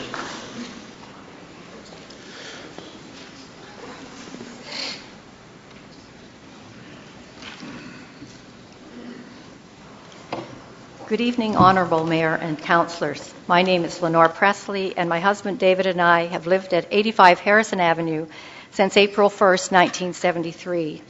When we first moved here, we thought that this might be our starter home, but after a very brief period, we met the neighbors and were welcomed in as part of the community of Harrison Avenue. We pride ourselves in knowing most people on Harrison Avenue and many on other streets in the area. We not only know the neighbors, but actively celebrate social events with them, including a Thanksgiving dinner, which started 40 years ago, May 24th parties, Halloween parties, Christmas open houses, women's weekends, and men's weekends. Our neighbors are our friends and support, and we help each other when someone is ill, has a family member die, or when help is needed with a project, and the neighbors don't hesitate to offer help and advice. We have never considered moving because it feels like home. We bought a home, not an investment property. When we heard that this might become a heritage district, we were excited as we thought this would help preserve the feel and look of the area and would make it harder for developers to buy up homes or the properties than build large homes that may not reflect the character of the neighborhood. A number of years ago, a developer bought several heritage homes circa late 1800 on Metcalfe. They were rented out as low-rental multifamily apartments, and we immediately saw that the properties were no longer being maintained. No painting outside, yards full of garbage. After a number of years, the contractor requested permission from the town to demolish the homes because they had become old and tired and would cost too much to bring them back to their original state. So they were bulldozed down and 8 semi-detached homes were built in their place. While the new homes were done tastefully and blend well into the neighborhood, it is nonetheless upsetting that perfectly good heritage homes were, as we viewed it, allowed to deteriorate to the point that the town would not object to having them torn down. This seems to be an ongoing theme. Recently, I went for a walk and walked along Moseley and noted multiple homes had been turned into rental property. One moderately large old home had 5 mailboxes, and another smaller one across the street had 4 mailboxes. When I see clusters of rental homes, I am concerned that the owner is a developer and is planning to demolish the homes and build much larger or multifamily dwellings with no consideration for the history or integrity of the area.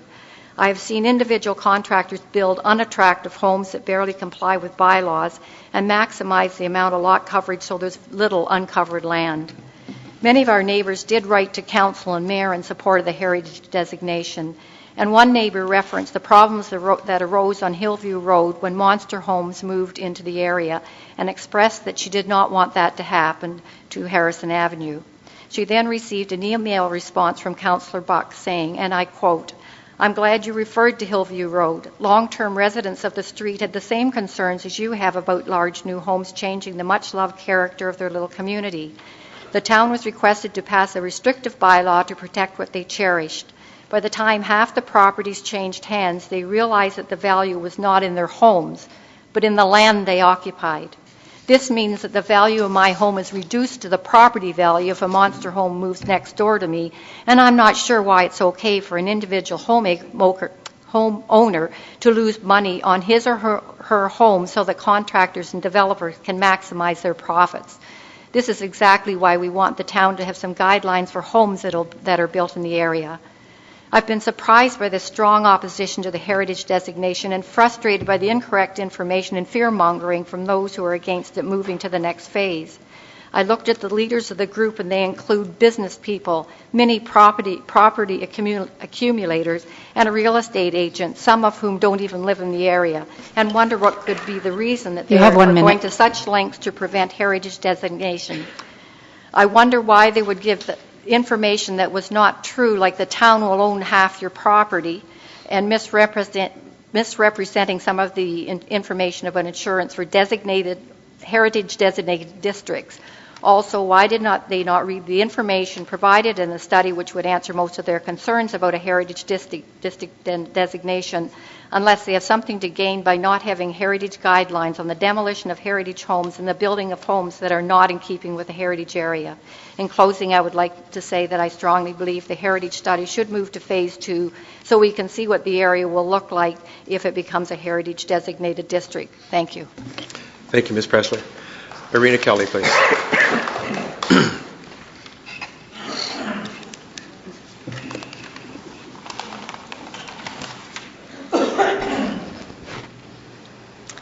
Good evening, Mr. Mayor and members of council. I would like to address the complex issue of insurance this evening and speak a bit on district guidelines. But before I do, I just want to acknowledge Aurora United Church and all that it meant to this community. We've lost a wonderful piece of antiquity and a little piece of our hearts. Heritage buildings can and do contribute positively to our lives. Many of us have spent the past few weeks studying the ins and outs of insurance for heritage properties, and I'm hoping the information I'm about to relay will help to clarify outstanding questions. Here goes. My take on it from my research. Heritage homes are classified as a non-renewable resource. That means they simply cannot be replaced. Some insurance brokers understand this, and others do not. There are more than 3,000 insurance brokers in the GTA. Pray you have an enlightened one. If you don't, shop around. Those brokers who will offer you guaranteed replacement insurance, they do that because they understand that under the Ontario Heritage Act, a designated building that's damaged accidentally is not required to be restored to its former style and fashion. I'm going to repeat that. Okay? In Ontario, there are differences in other provinces, but in Ontario, under the Ontario Heritage Act, a designated building that's damaged accidentally is not required to be restored to its former style and fashion, not in whole or in part. In other words, a property owner is not obligated to replicate the original building in the event of a tragic loss. Because again, heritage homes are a non-renewable resource, and some insurance companies get that. Okay? Some get that, and as I've said, there are more than 3,000 brokers out there. What homeowners would be obligated to do is to build a new home that's in keeping with district guidelines, using materials that are similar in likeness and quality. If a homeowner has special features that they want to restore, and in the event of a tragedy they want to replicate exactly their same house, they would need to purchase extra insurance for those features. And that is fair. Okay? It's up to the individual. There is a blog post online that's been published by an Ontario real estate agent. She is an agent that specializes in heritage homes. I will refer people to that blog if they would like to email me at townparkarea@gmail.com after this meeting. Also, for more information on insurance, I ask you to refer to Attachment 8 in tonight's agenda. I believe it is online, and to the other emails previously sent to you by Anna Croplin. Regarding guidelines, our town has welcomed many new subdivisions. I'm thinking of the ones particularly over the last 20 years, mostly the neighborhoods that run east and west off of Bayview. When those subdivisions were under consideration, land developers worked with our town's planning department to ensure that each new housing development maintained a unified look and feel. That seems kind of fair to me. In other words, they followed a set of guidelines. In other words, they followed a set of guidelines. I see no reason why our part of town cannot be afforded the same consideration. Just because our neighborhood is 150 years old doesn't mean we cannot maintain a historic look and feel. That is what this whole district designation process is all about. It really isn't any more complicated than that. I am asking you to move us to Phase 2, where the Southeast Old Aurora residents can work together to write our own guidelines to preserve what we value in our neighborhood and focus on the opportunities that lie ahead. Thank you. Thank you, Ms. Kelly. Pat Reynolds, please.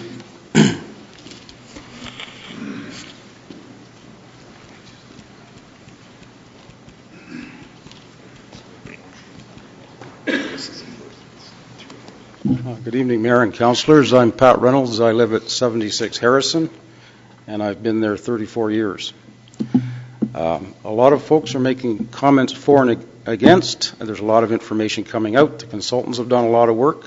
A lot of people have done research on both sides and provided a lot of information to council. My comment today, right now, is not what I thought it would be.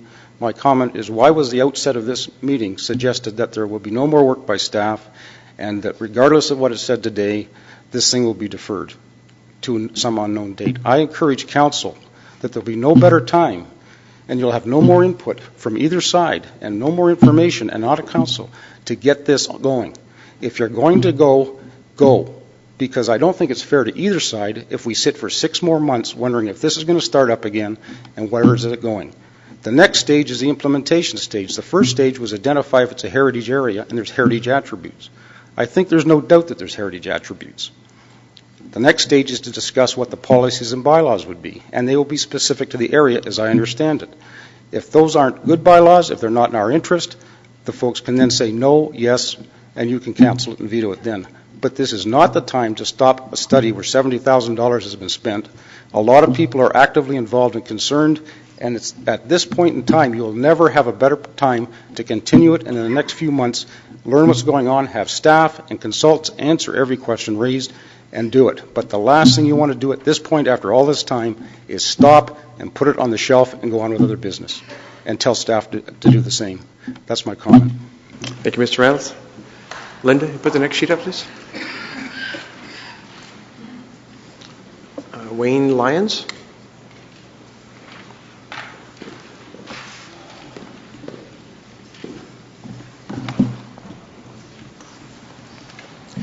Thank you, Mr. Mayor. My name is Wayne Lyons, and I live at 156 Wilson Street, Goderich, Ontario. And I'm here to speak to some of the presumed insurance concerns related to insuring commercial and residential buildings in either a designated district or as individual designated buildings. I have owned and operated my own insurance brokerage in Goderich for 38 years, and I'm a founding partner in brokerages with offices in Blythe, Seaforth, Brussels, Linwood, Chatham, Goderich, and Stratford. Together we form one of the largest insurance brokerages in Huron and Perth counties. So why am I here in your lovely town tonight? I think I might have a unique perspective that you might be interested in hearing about. As you may be aware, on August 21st, 2011, an F3 tornado went through Goderich, causing extensive damage to our town, specifically the parts of the downtown core known as the square. The actual square is a 65-acre footprint of streets and contains 2 heritage conservation districts. In fact, Goderich is detailed in the Ontario Heritage Toolkit as an example of designated districts. In addition to being located in one of these districts, my own office is housed in the first purpose-built bank built in Goderich for the Bank of Upper Canada, constructed in 1863, and is itself a designated building. Our building at 46 West Street was badly damaged. We were dislocated for 53 weeks while we made repairs, so I'll come back to later. It is my understanding you have concerns that once a building has been designated or located in a designated area, insurance costs will increase or become unavailable. That has not been my experience for either my own building or any of the buildings I insure. On a commercial building basis,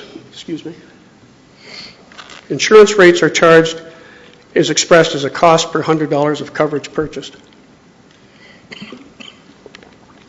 Think of it as gasoline at so much a liter. Primarily, rate is determined by 3 criteria. Building construction. Is it a frame or brick building, masonry, fire resistive? Yes, age is also a determining factor, as is the state and condition of the mechanicals, such as heat, electrical, plumbing, and roof. The second criteria is building protection. How far is it to the nearest fire hall? Is it hydrant protected? Does it have a volunteer fire department? Are there sprinklers? Is there internal alarms? Third criteria is building occupancy. What's the building used for? Is it a restaurant with a deep fat fryer, an open flame barbecue grill, or is it a retail clothing store, an office, a welding shop? In my experience, I have never had an underwriter ask me if a building is designated or if it is located in a designated district when determining a rate. Going back to building construction, yes, it is generally true it is more expensive to insure an older building than it is to insure new construction. But given similarly constructed, similarly protected, and similarly occupied buildings, the rate developed for a designated building is the same rate as that developed for a non-designated building. Now you must address the issue of how many hundreds of dollars to buy. More simply, what's the limit on the building? Coverage can be purchased on a replacement cost basis or an actual cash value basis or depreciated basis. Replacement cost usually requires you insure your building to a minimum of 90% of the estimated rebuilding value. Some insurers insist on 100%. ACV reduces the limits required to 80% of the depreciated. You have 1 minute. Okay. I'll speed along.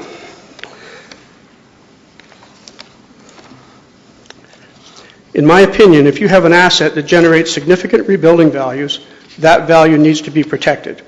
Whether the building is old or new, designated or not, proper insurance to value keeps your options open in the event of future loss.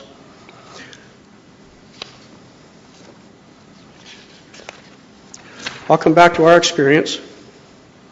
We were 53 weeks repairing our building. We had to obtain engineering reports, both structural and environmental, architectural drawings for repairs. This is because we were a damaged building, not because we were a designated building. We did not experience a moment's delay in obtaining a building permit, obtaining approval from the Heritage Committee, and proceeding with repairs due to being designated or in a conservation district. In my opinion, having the building designated made the claim process proceed more easily, as we had complete documentation on the building, its construction, floor plans, and photos. Okay, sir, I need to ask you to wrap up now. Thank you. We took 538 claims that day, over 400 buildings damaged in Goderich. Today, all but 2 of those have been repaired or replaced. Thank you, One sir. is being done now. We appreciate you coming in from Goderich. Thank you. Bill Lawson.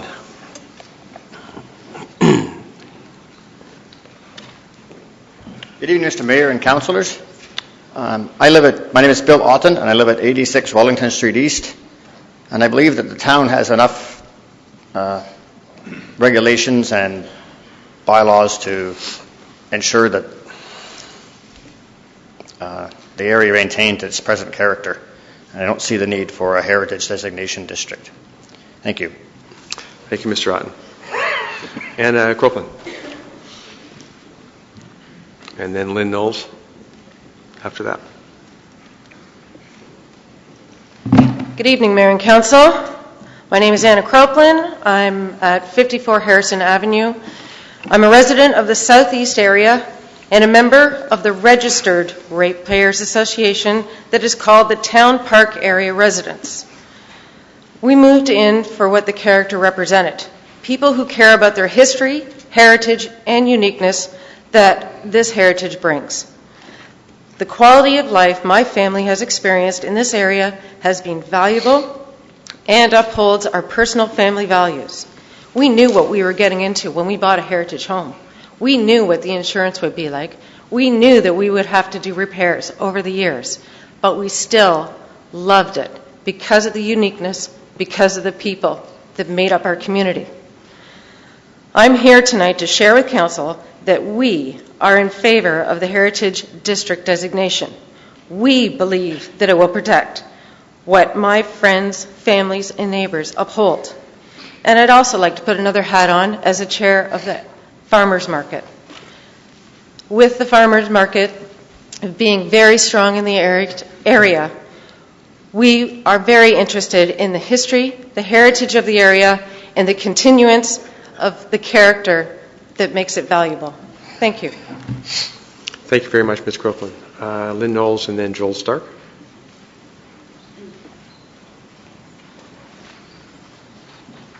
Good evening, Mr. Mayor and councillors. I would just like to say that I am opposed to this designation. According to the Public Planning Meeting Report, there are 113 designated HCDs in Ontario, and Aurora is already part of that very small group. There are over 4,000 communities in Ontario, which means that we are part of less than 3% of the entire province.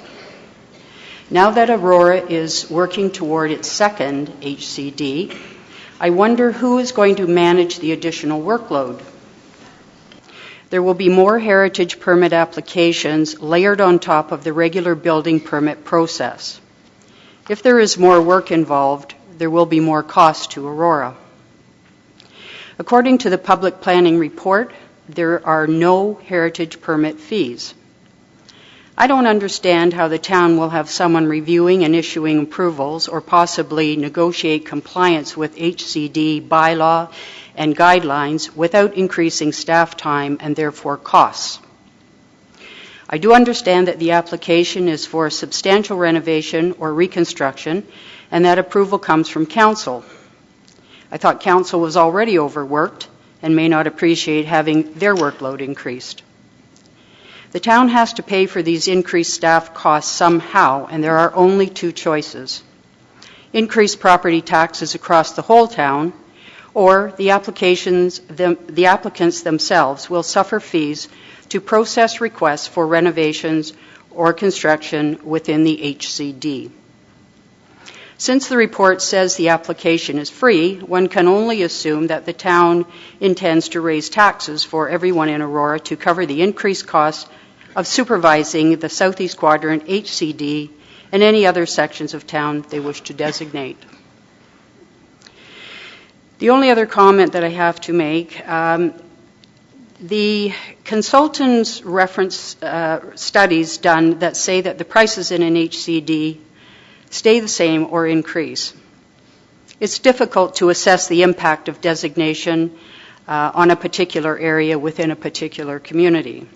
What I don't understand is why the consultants would be citing studies done in other areas across Ontario when we have an 8-year-old HCD right here in Aurora. Why wouldn't an analysis of the Northeast HCD be done and compared to the overall sales in Aurora?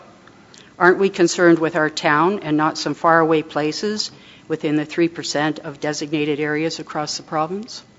Thank you. Thank you, Ms. Knowles. Joel Stark, and then David, I'm sorry, I can't read your last name. I don't want to mispronounce it. You're next. Good evening, Mr. Mayor and councillors. My wife, my name is John Stark. My wife, Ann, and I have lived at 28 Larmont Street for 25 years, and we are opposed to this designation going through. Thank you. Thank you, sir. David.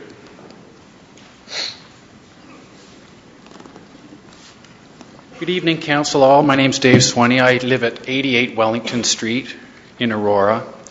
I have for 19 years. We bought the home knowing what we were getting into.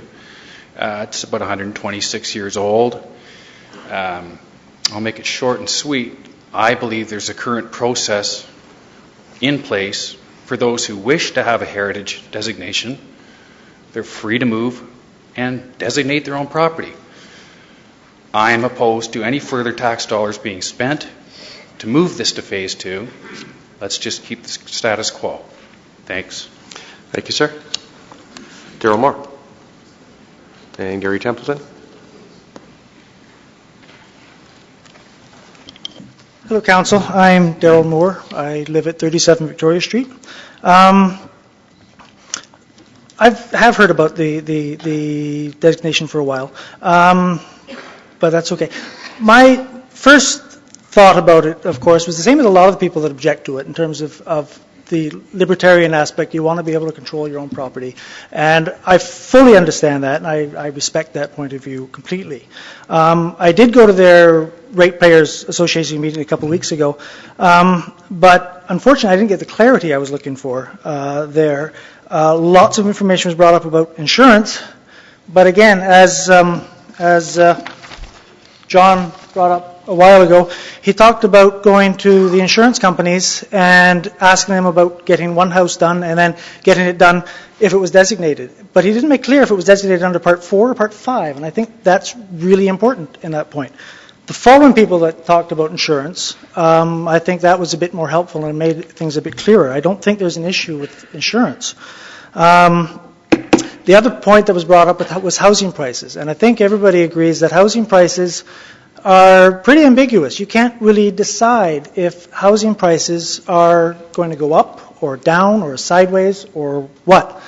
So really, since it's so unknown, I think you have to take housing prices out of the mix. I don't think insurance is an issue.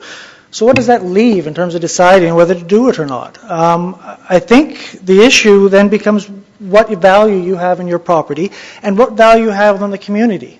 And it's really not a lot different than the restrictions that are put on your property anyways. I mean, you can't put a tire recycling plant on your property because your neighbors will object.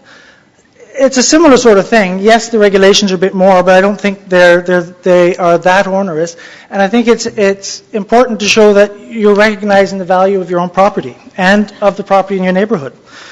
And I think council is good to make that assertion that the properties are all valuable in that neighborhood. Now, I do have one question, which I haven't figured out. Maybe it has to do with the promenade plan, because I've been really busy the last few years, so I haven't been following it all. But I would expect that the Yonge Street would be included in the thing, and it's not. But again, as I said, I'm not sure of that, but I would have liked to seen Yonge Street put in as part of the heritage designation, because the commercial properties on Yonge Street there's a lot of heritage ones there, and they should be included. Now, the last thing I have to say is actually a bit of a proposal for moving forward. I would like to see this move forward, but the other thing I would like to say is I recognize that there is a burden being put on property owners in terms of some extra requirements being made of them. I don't think they're unjust, but they are there. And there is the desire of town to try and keep these heritage artifacts on the building. And I think that maybe we can come up with a happy medium there. And my proposal is that the town create a fund, a grant system or something to help maintain some of these aspects, which can be more expensive to maintain. I know Toronto has a grant fund up to $50,000, up to $10,000 or 50% of the cost. Oakville has one, which is a 3-year program that covers 50% of the restoration cost. Richmond Hill has one, and Newmarket has a 40% tax rebate. And I think it's reasonable if the town wants to maintain these heritage items on buildings, which is a reasonable thing for the town to want to do. You have 1 minute. Thank you. And the residents, of course, are going to have to be the ones that take on this extra burden. I think it is reasonable that, at least in terms of maintaining those aspects, that the town help finance the maintenance of those things. And maybe that will help bring the two sides together. That's all I have to say. Thank you. Thank you, Mr. Moore. Gary Templeton, Frank Ornat, Daniela Ornat.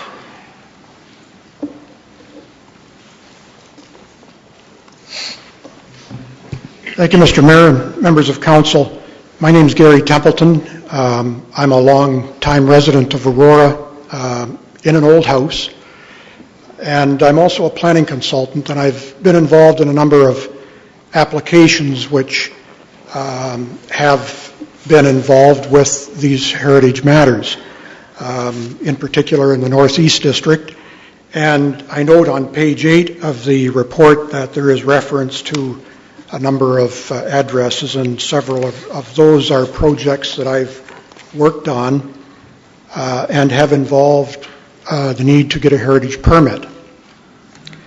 And I think that there has been a good outcome in those projects, and I think that good outcome has come about because of the ability to apply design measures and requirements that assist with making sure that what gets developed, if a building has to be removed for whatever reason, is a suitable replacement and fits well with the architecture of the area and does the best it can to preserve the architectural history of the area.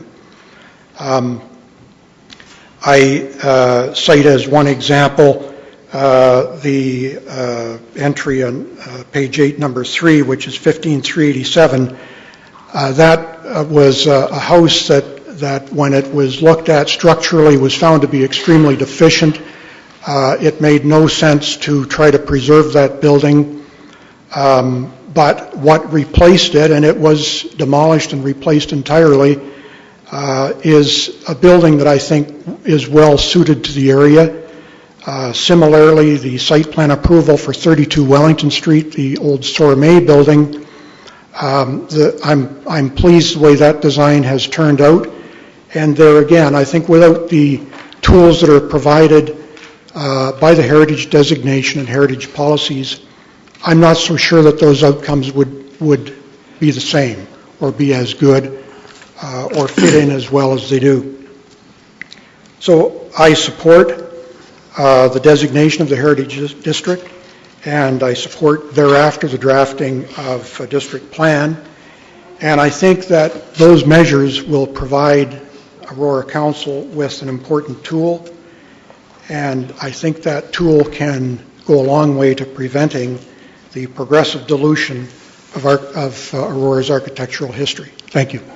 Thank you, Mr. Templeton. Mr. Ornat, please.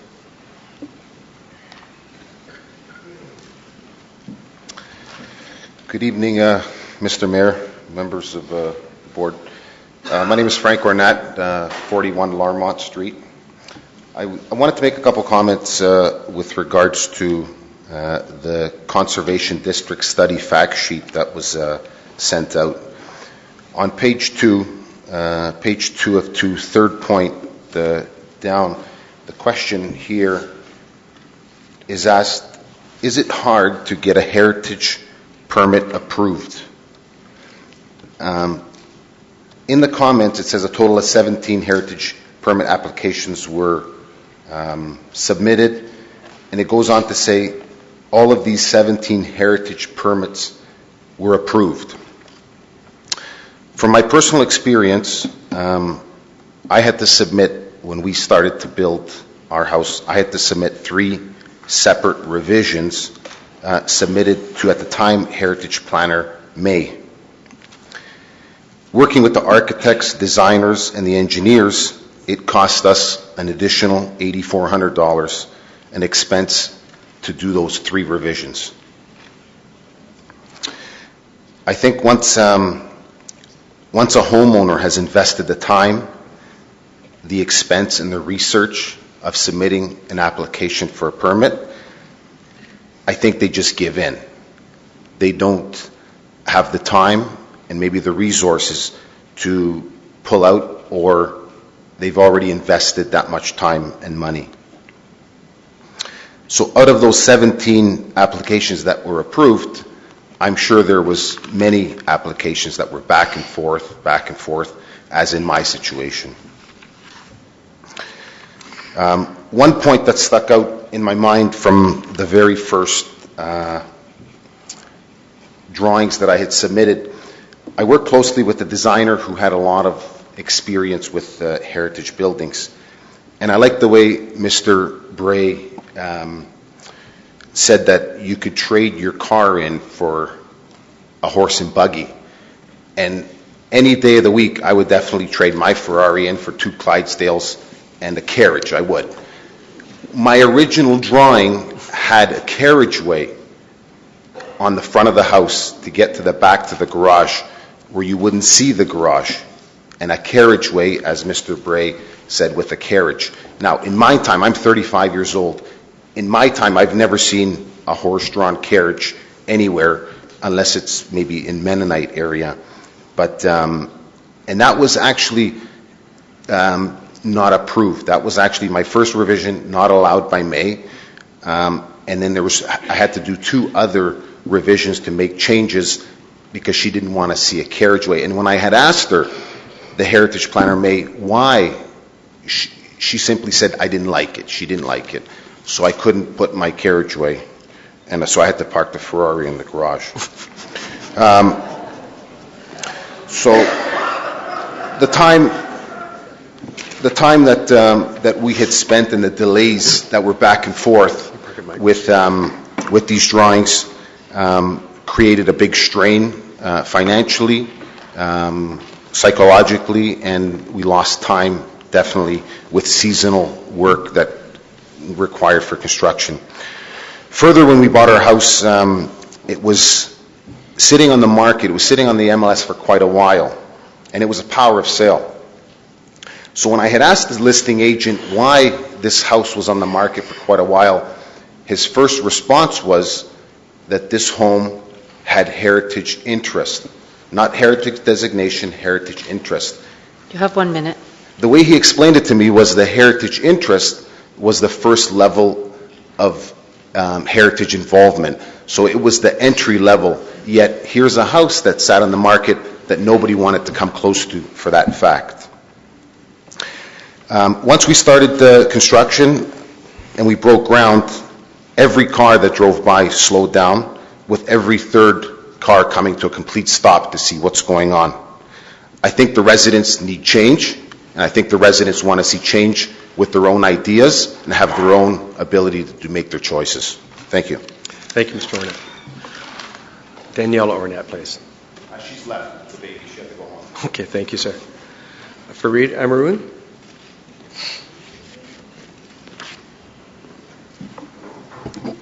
Good evening. My name is Fareed Amirian, and I own the Heartland Schoolhouse at 118 Wellington Street East. It is one of the oldest buildings in York Region. Now, up until this point, everybody coming before you has either been in support or opposed to the application. My situation is different. I'm neither for or against this application. I'm basically here to tell you my experience. Back in 2006, when the previous application was here, I was in support of having the northeast quadrant designated. Now, if I could go back, I might vote differently. My experience has been more negative. I would have to agree with what was said about the insurance. I found it very difficult to obtain insurance on the property. And when we finally got someone willing to insure, I find that I have to pay higher premium. Also, I believe that the properties have a negative stigma attached. It does, in my opinion, take longer to sell a property that's been designated. A lot of members of the public are either misinformed or they're basically afraid to look at properties with that designation. The only other thing that I can add is in terms of financing. when I wanted to refinance the property a couple of years ago. I also found out that a lot of institutions were not interested in heritage properties, or it was much more difficult to get either a bank or another institution give me the same rate as a property that's not designated. So, like I said, I'm neither for or against. This has been my experience, and I live right on the other side. So, thank you. Thank you, sir. Linda Stevens and Carol Stevens.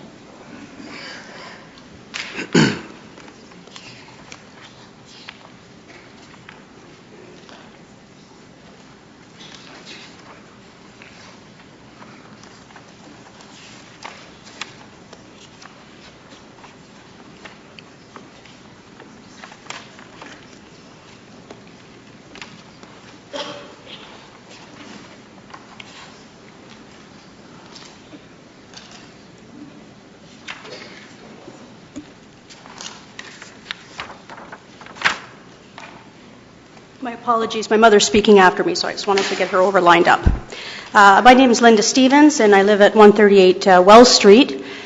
I guess I would like to express that I can understand the concerns in both sides from property owners. No one wants to be overregulated. No one wants to see further restrictions placed upon them. Some people jokingly say we live in a free dictatorship with all of the rules upon us. However, on this issue, I feel a little bit differently. My grandfather was one of the earliest builders in Aurora. He built some of the properties that are in the proposed area for the study. So obviously, from that perspective, from a historical nature, we are in support of this study moving ahead. Homes in our neighborhood are dropping like dominoes. It's a common experience when we look at some of the streets around town, Kennedy Street East, Hillview, a variety of other streets around town. One goes down and the new home goes up and it continues from there. This is not welcome in our neighborhood. We have a distinct, unique, historical neighborhood. We want to maintain that character and that flavor of the neighborhood. I believe we have something valuable to offer. From a professional standpoint, as a realtor, I have been involved in a number of listings and sales and working with buyers of heritage homes. Regardless if a home is designated or not designated, you're going to have some buyers who are interested in certain properties, other buyers who are not interested in certain properties. So in my experience with any of these sales, you do have to fully inform your buyers of the proposals of the bylaw and the full information. That's part of our code of ethics, to do our due diligence and provide that information. When we have a buyer coming forward, one of the previous speakers had mentioned that you may have mention of the designation on the listing, but that all of the information is not contained there. But it is readily available. In our experience in listing a heritage property, we do it as a Schedule C and attach any relevant information. I have personally accompanied some of my clientele to municipalities, not only in Aurora, but other communities as well, where I've dealt with heritage properties. It's part of my job to make sure that they get the answers that they need. And I always make myself readily available. We set appointments with the required officials to get them the answers that they need. As well, I always encourage them to obviously get independent legal advice so that they do fully understand what it is that they are, as many speakers have said, what they're getting into. And so that they understand that. That goes for any property that anyone buys. It goes for any consumer product that we buy. You know, if you go over to Rogers and said, I'm sorry, I didn't realize what I was getting into when I signed my Rogers contract, good luck dealing with that. It's your job to read the fine print. How many of us each and every day click here to agree to the terms and conditions, and we click them and we don't even read them? Folks, it's your obligation to understand what you're agreeing to. And I think that's a general consensus. From an insurance perspective, in dealing with sales of heritage properties, yes, it is true there are some insurers who may not issue a policy. But may I add, designated or not, there are some insurers who will not issue a policy irregardless. Issues like aluminum wiring, which is common in homes that were built in and around the 1970s. Sometimes they'll allow you remediation. They'll give a buyer 45 days to complete certain works and prove to that insurance company through inspection that that property now meets code, and they'll issue a policy. Others will say flat out no.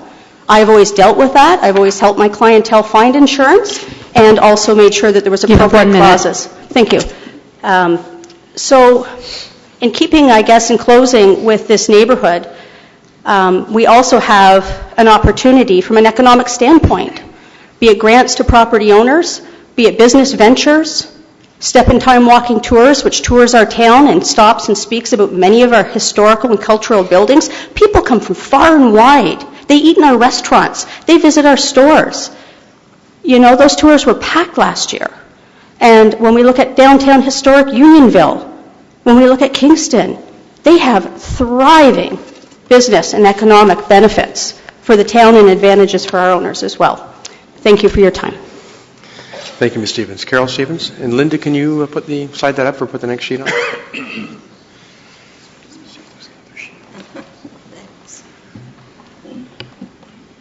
I guess I'm the oldest person here. You can tell by the way I walk.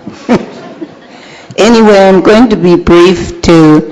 My husband was, his family were pioneers in Aurora, and he loved Aurora, and I grew up in King City. I married my husband and moved to Aurora, so we've been where Linda mentioned, 138 Wells Street, for 35 years we've been there. We're near the little creek that runs behind us. We like a simple life. I like a simple life. As I say, I'm 85 years old, so I'm not too for the modern things happening. I look in the past and all the interesting things that happened in the past.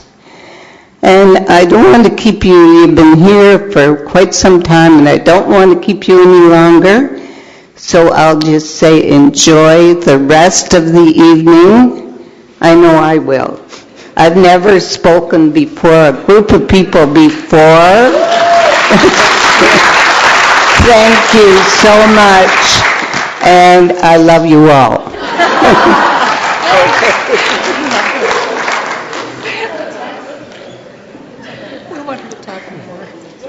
Dennis Davenport and then John O'Brien. Thank you very much, Ms. Stevens. We appreciate that. And you did very well. Hi, my name is Dennis Davenport, and I live at 35 Connaught Avenue. Bought it 30 years ago, and it's a circa 1937 house, 1.5 stories, 750 square feet.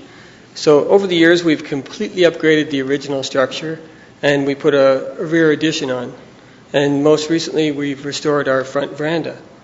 All this work was done with the necessary OPC permits from the town building department with no variances. We raised 5 children in this community, and they went to the 2 schools in our area, Wells Street and G.W. Williams. They played and skated in Town Park and tobogganed on the hill at the foot of our street. Over the years, we've rallied to keep our tobogganing hill, maintain our street width. We've rallied to keep Wells Street School and G.W. Williams alive. And I just want to say how great it is to have schools and churches and libraries and museums knitted into the fabric of our neighborhood. Very different from the other development that's happening in Ontario. Very different from what their changes that Aurora is trying to make. It's a very unique area to have Town Park in our midst with the band shell. It's like a square bordered by houses, the Armory Building and Wells Street School. Thanks to those with the foresight, I think in like 1870, to rally the town to purchase it and protect it as a park, while there was huge development happening all around it, just in a different time. The variety of homes in our area is what interests me the most. So I'm going to come from an emotional side, not a technical side, because I think both are important. In my eyes, it's what makes our area pleasing to both look at and live in. And although each of our homes are different, collectively they add up to a neighborhood that for me has a good feeling to be in. It's just like individual notes combining to make a melody. And I think it's because, like technically, it's because Our relationship to the street. We have the historical front setback that's very small, very different than what the code is, and they're all lined up nicely with each other. And where they aren't is a newer construction that has been not sensitive at all to what already exists. B, the spaces between our homes, they're well proportioned and they're friendly. They even allow for glimpses into backyards from the streets, unless there's fences, but don't get beyond the fences. So I really think that side setback variances need to be considered carefully. 3 would be the porches and verandas along with their windows and front doors that contribute to life in the street. And that also has to do with our front setbacks being shallow, that help the relationship between the street, the public space, and the verandas, which are sort of semi-public, where you can sit. And, it's a great situation rather than endless faces of garage doors. And I think maybe the 4th point is roof heights and eave lines. And I think that our additions and modifications to existing homes should recognize and respect what exists, even if it plays off of it.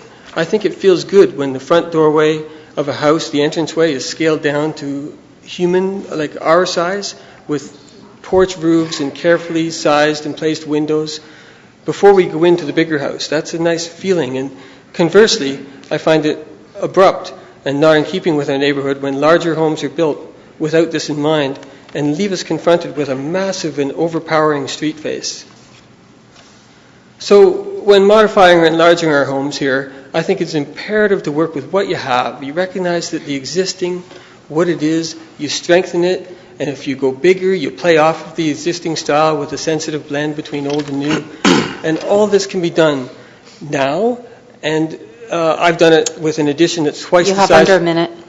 My addition was twice the size of my original house, and you can do it with the designated heritage area in place too. I think that it protects us from what's happened on Hillview, and you got to go there to experience it. And in the past couple of years, I've seen demolitions. People have talked about it before, and they're starting to get more frequent here. And I'm nervous about that, the sensitivity of our so-called custom-built new homes. So I think designation will help prevent this kind of massive, unchecked development and encourage a scale and style more sensitive to what exists already here. Thank you very much, sir. John O'Brien. Hello, my name is John O'Brien. I live at 107 Wells Street. And if I'm all that stands between you and a beverage of your choice, I will be mercifully quick. I am not. There you go. Well, I hope Flavio and Bob are mercifully quick for you. I very much support the heritage designation. And I haven't heard anything here this evening that would actually change my mind. And I enjoyed the debate, and I enjoyed both sides of the debate. One part, though, that puzzled me when I looked at the plan was the boundaries, particularly the eastern boundary, particularly the Bursey Street properties. It would seem to me somewhat disingenuous to have what will be basically a new development area on the fringes of a heritage area with absolutely no design control at all. If you are going to impose discipline, and I'm willing to accept that discipline of what the people within that neighborhood, the criteria that they will actually adhere to, why wouldn't you do the same thing on Bursey Street? Because you do not have to go very far, particularly along Wellington Street and Industrial Parkway, to see an abomination of a building that probably complied with all the zoning and official plan designations, but is a mess. So that border is part of the area. And you could ruin a lot of what you try to achieve within the boundaries of the heritage area by having that area without that same discipline. I don't really understand why that area would have been carved out. It seems illogical to me. It's a natural boundary. It is the boundary between the rail line and the heritage area. So that would be my commentary. It does not seem logical to me that you would exempt it, because that is a change of use area, and you are going to give density to people who bought basically industrial buildings. You're going to give them residential density. They're going to create value in there. Surely they should be subject to the same criteria, design criteria, as the people who live there. Thank you. Thank you, sir. We have two more listed, Flavio Tasca and Bob McRoberts. Yes, good evening, Mr. Mayor, members of council and public, etc. Thank you for the opportunity to express our views. I'll be brief. I just want to say my name is Flavio Tasca. I live at 85 Connaught Avenue. My wife and my family have been there for the last 3 years or so. It's one of the homes in the designated heritage area, or proposed heritage area. I think the only thing heritage about my home is the front elevation and the veranda. The inside of the home, before we purchased it, had been completely renovated. So if I were a heritage designator and I walked through my house, I would say, this really isn't a heritage home. But at any rate, having said that, in fact, my wife and I often say we wish they had left a little bit more of the character in the home, the millwork, etc., rather than having stripped it and set up the gas fireplace with a modular mantle, etc., etc. But having said that, I understand in principle the desire to preserve heritage. I think it's important. I do support that in principle, but I don't support the designation. The reason for that is that when it starts to move to second level, my sense is that it starts to take on a bit of an autocratic feel. I support democracy, so what I would favor, at least I would hope that council would consider when it goes to make its decision, that it does something which a municipality just outside of Cambridge is doing. I think it's the municipality of North Humphreys, and their council currently has a motion before it to allow an opting out clause for those who don't want it. So it's sort of a divide down the middle. It sounds like there are a lot of folks here tonight who would want the heritage designation and would support it, and there are many folks that don't, and at least if there were an opting out clause for those who really don't want it, it wouldn't take on that autocratic feel. And I'll speak for myself. I wouldn't do anything to the front elevation of my home anyway. I think it's self-regulating in some instances where people who move into the area move there because they do enjoy the character of the community, and I wouldn't tamper with that. Of course, I can't guarantee that the next homeowner wouldn't, but I think it's self-regulating to some extent. So an opting out, some sort of an opting out option would be my recommendation. Thank you. Thank you, sir. Bob McRoberts, please.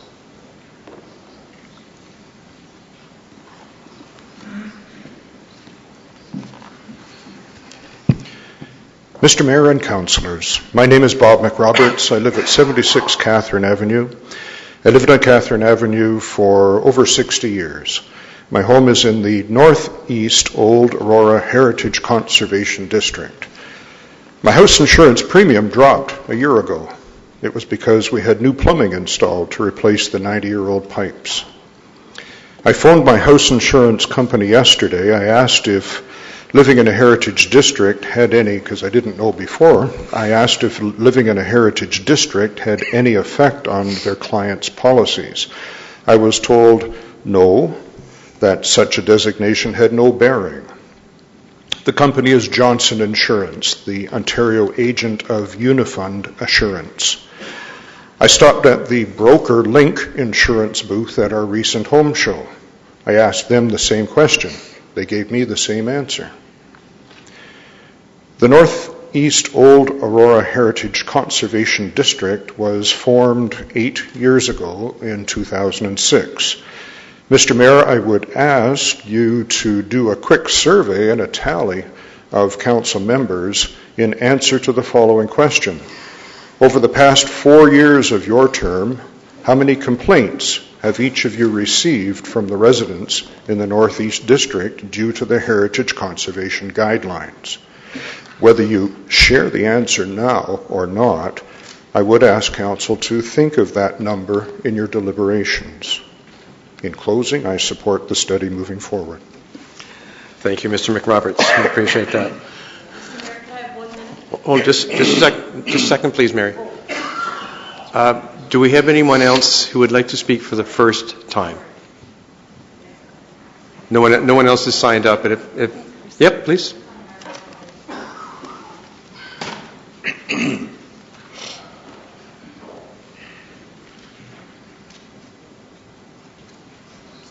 If anybody else would like to speak after Ms. Birch, just come on up and line up behind her. I'm Joanne Birch, president of the Wells Street Schoolhouse Lofts.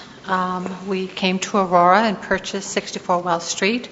And as probably everyone knows in the town, we're developing it into condominium lofts, which have been highly sought after by middle-aged professional people as a downsizing option.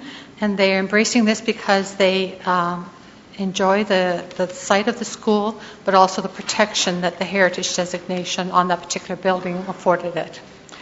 As a small developer, we have always sought out heritage properties because of the nature of the building and the extremely lucrative benefits that come from properly restoring and moving a building on. You have only to live in an area not designated and to have what I call crystal palaces built on either side of you to start to understand how a district can be so totally destroyed by inappropriate development. Our experience with the Aurora Town Council and the heritage representatives before Vanessa with May has only been positive. The designation on our building has not been restrictive. It has been an envelope, if you will, for collaboration and collaborative discussion. There were a couple of interior heritage artifacts which we were not able to retain, and we discussed it openly and amicably, and we got approval for not retaining those, and yet we were able to move on. From an insurance point of view and our experience in other properties, we have incurred higher insurance costs because of the nature of our business. But just like from a personal protection point of view, you get certain coverages for coins or jewelry, etc.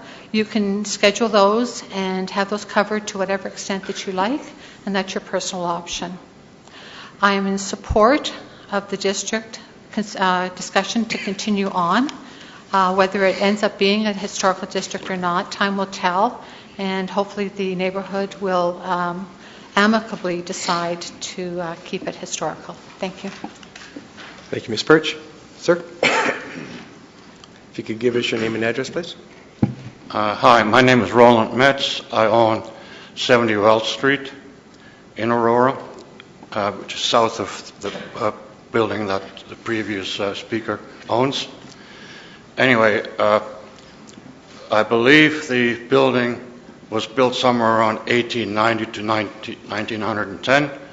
It was originally a small two-story building, brick building. It was then extended in size by the previous owner in roughly 1952, northward toward that school and also westward toward Yonge Street. So an inverted L shape, basically. It was only built with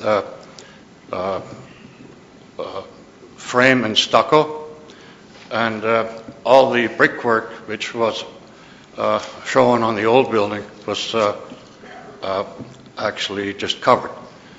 And unfortunately, they didn't do a very good job on the painting of the stucco. They should have used, like they used in South America, the pigmentation should have been in the stucco. That way it doesn't blemish. Anyway, to put the whole thing forward, we bought the building in 1993 and did some major renovations internally, and also put in vinyl siding on the outside in 96 to get over the blemished exterior. Anyway, everything was fine. The only thing is, I have to say, the old building is totally covered. The only thing showing on that is the chimney. Everything else is gone, as far as from you. So, and also the property, the building itself has been increased by about, let's say, 150%, size-wise. So, nothing really remains of the old building to show and really be worthwhile for heritage purposes. I can't agree with it. I'm against the heritage thing, and my building has no use to be within it because nothing's there anymore to show. If it was different if it would be just one building remaining intact on the exterior and everything else with no changes. That would make sense, but not mine. So I really oppose the thing because it doesn't work for me. And if I have to be restricted by the area being designated as such, that's not for me. Anyway, I close by saying no. Thank you. Thank you, sir.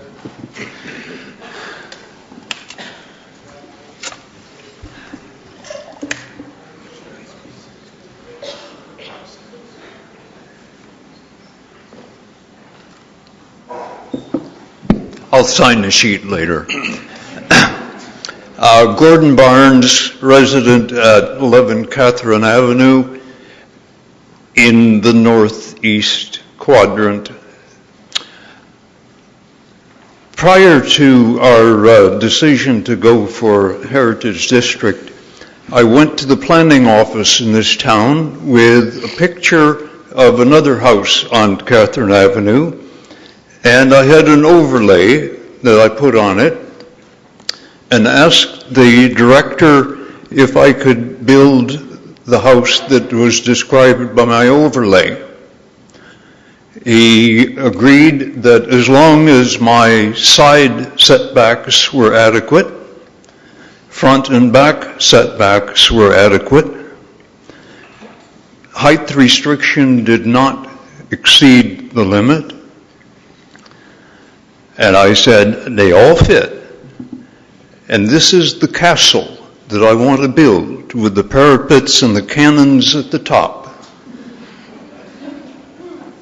And he said, it meets all our restrictions. Go to buildings and get your permit. I think your decision hinges on whether we're talking about Port 4 or Part 5 designation. If you designate a house, you have protection for that house.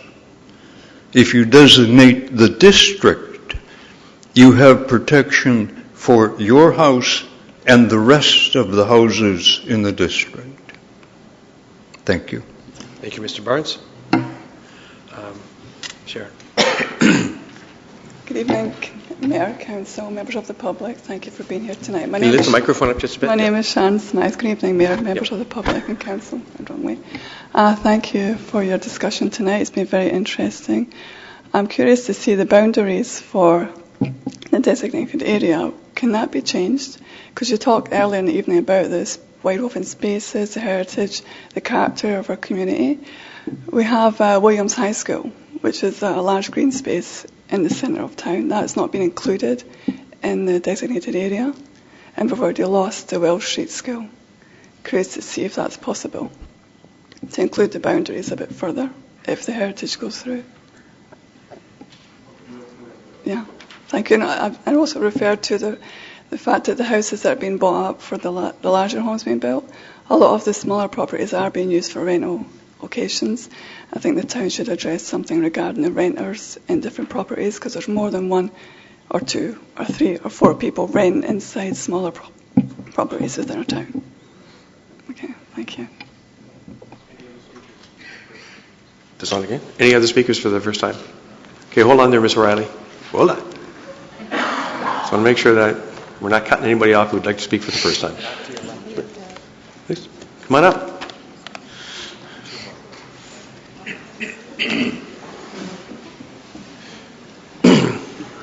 Good evening. My name is Galina Powells. I'm residing at 22 Mosley Street in Aurora. I love history of Aurora, and I would like to support the history of Aurora. I did even participate in an open house candlelight that was done by Historical Society.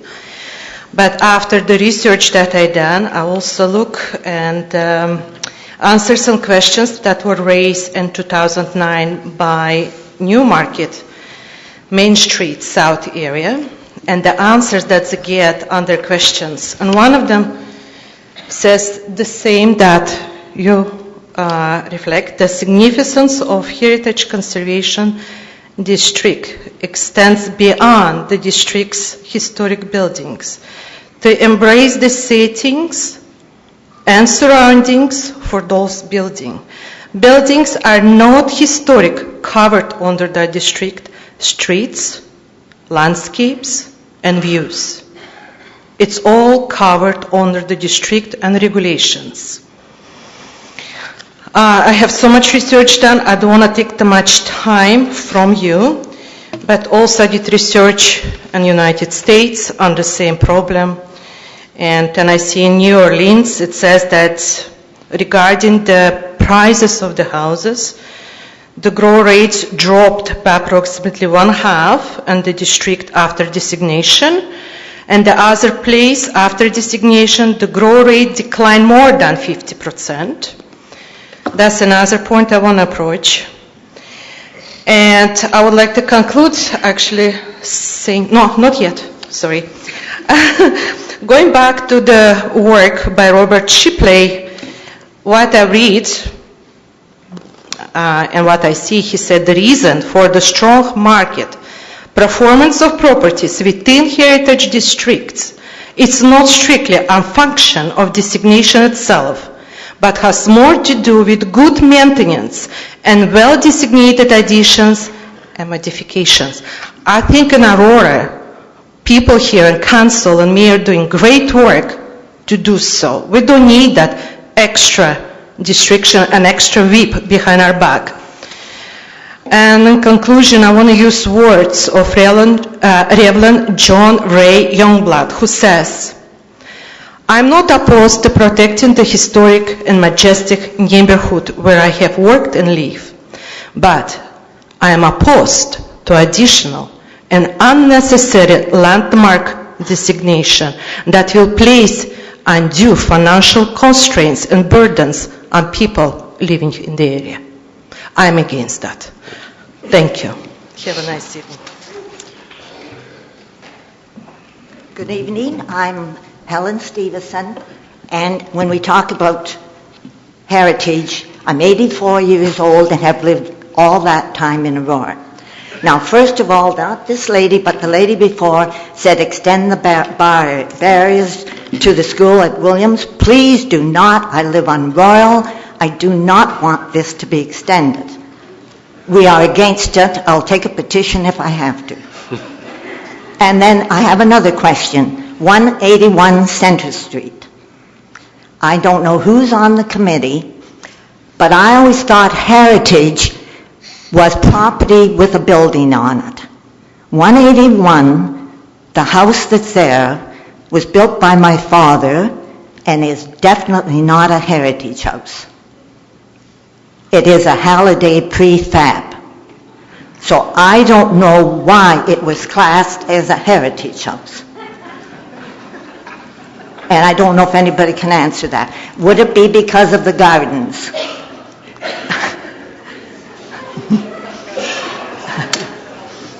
I just thought I should let you know.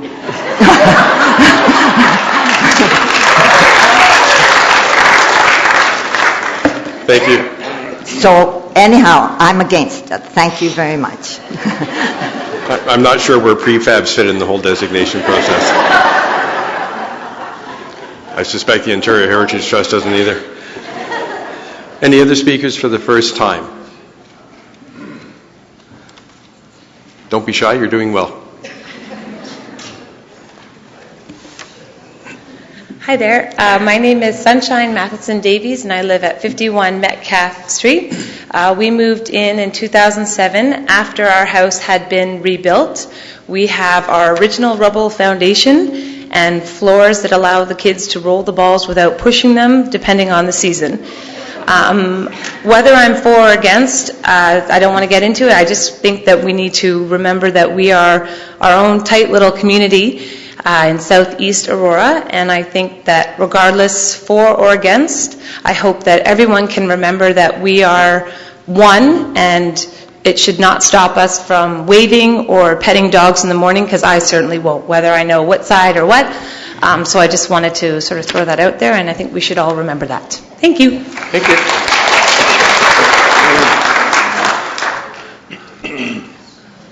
Yes, young man. Thank you. That's a great compliment. Good evening, Mr. Mayor, members of council staff. I own 21 Wellington Street East.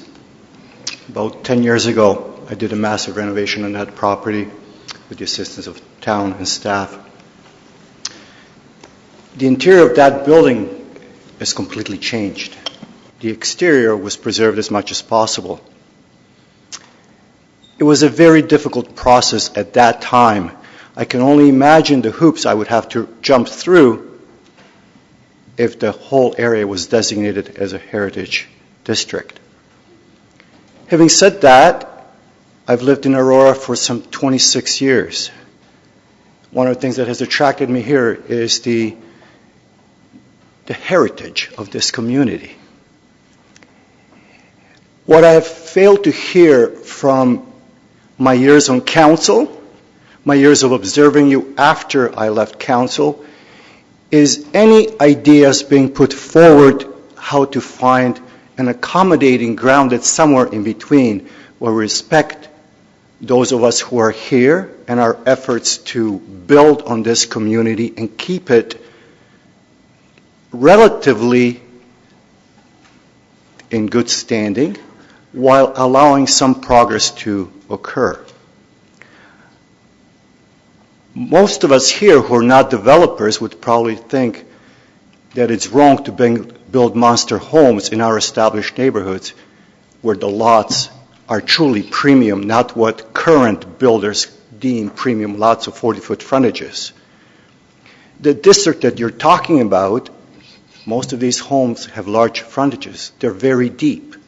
They're very attractive to be built on for monster homes for prices that will exceed $1.5 million. That, in result, will force the tax base to go up. Some of our elderly people will not be able to afford those taxes. Councillor Buck has been a champion of that for all her years in council. And yet, this council has never taken any proactive steps to look at our zoning, to look at our bylaws, to look at changing the setback requirements, to changing the restrictive height, and nothing in this discussion points that way. So what are we left with? Those that are for and those that are against, and there's no middle ground. And without a middle ground, this town will change. It has already changed. You can drive down Kennedy, Hillview, the whole George Street area.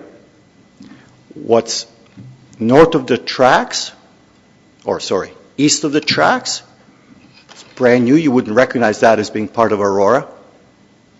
And I think you as council and those that come after you owe us, as residents of this community, to instruct staff to find creative ways of preserving for those people that are arguing to maintain the status quo, and those of us who've also invested funds in this community, that you preserve our value and our liberties so we have some ability to deal with our properties without undue restriction. So I urge you to look at other options. We as a community deserve that. Thank you. Thank you. Any other speakers for the first time? Sir. I'll start by apologizing for the sunglasses. I had drops in my eyes and the bright lights are a little challenging. I don't know if anybody was older than the previous resident of my house. She lived there for 70 years, was 100 years old when she left, and I enjoyed many years of sitting on the front porch. Sure. Could I get your name and address? Bob Thomas, 69 Connaught Avenue. I enjoyed many years sitting on the front porch with Ada Johnson talking about the neighborhood and how it changed over the 70 years. And I feel great responsibility to restore her house to what it was. It's very tired. And I want it to fit into the neighborhood, and I'm going to pay a premium to do so. But my one concern is that to match new gables and stuff to existing is going to be a challenge, and I would hate for there to be restrictions in any of the new guidelines that come down that would challenge what I would like to do to make sure all the elements of what I hope to do with the house would match. So while I am in favor of maintaining the feel of a neighborhood, I think when it comes to the guidelines of what we are going to propose, we have to maintain that we're careful about what is the historic detail that we need to maintain. For example, some unique sort of stone stucco that's in two of my gables that I have no chance to match. So I guess in moving forward, I hope that we are reasonable in terms of if this goes through and goes forward, what we're able to do to keep our house in keeping with the neighborhood. And I do hope that when I'm done, Ada would be proud of what I've done. Thank you. Thank you, sir. Any other speakers for the first time?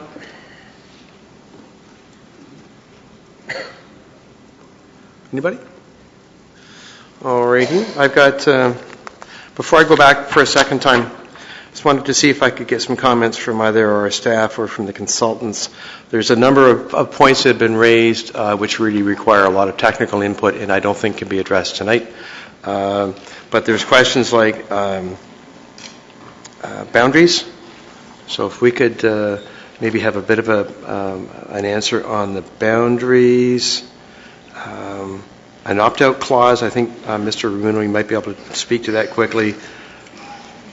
And I think any other questions here would require more thought than what could possibly be done justice to tonight. So if you could just give us those two, then we can go back, see if anybody has any more comments. Oh, actually, and the one I'm sorry, the Residential Tenancy Act, I don't know if anybody here could address that, but if not, certainly those two I think are important to talk to right now.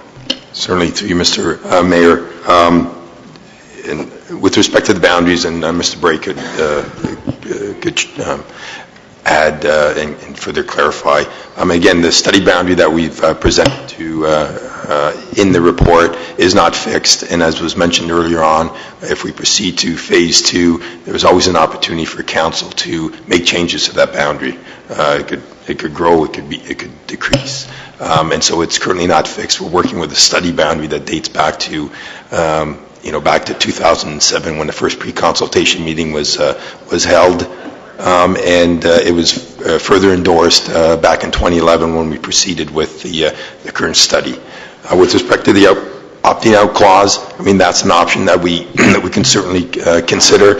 I mean you've heard about we'd want a robust boundary or a district if we were going to proceed, as opposed to we've heard the Swiss cheese effect. You would want a substantial area with which to move forward, but that's obviously something that it's worth considering. And with respect to the Tenancy Act, I wouldn't be able to respond to that intelligently at all. I'm not sure if Mr. War has a response to that or not, but... Thank you, Mr. Moon. Your point of order would be? When you opened this meeting, you stated that it would be conducted in accordance with the rules under the Planning Act. The rules under the Planning Act allow the public to complete the comments before you close it to the public. I haven't closed it to the public. No, but one person looks like he's going to speak a second time. Yeah, I've already said that will happen. Once you've got staff contributing. No, I asked some specific questions for points that came up in the first round. I thought people might appreciate an answer for at least a couple of those points. If one person and you've stopped her several times. You're overruled, Councillor Buck. I'll go back. I know, Ms. O'Reilly, you wish to speak again. You're making your own rules.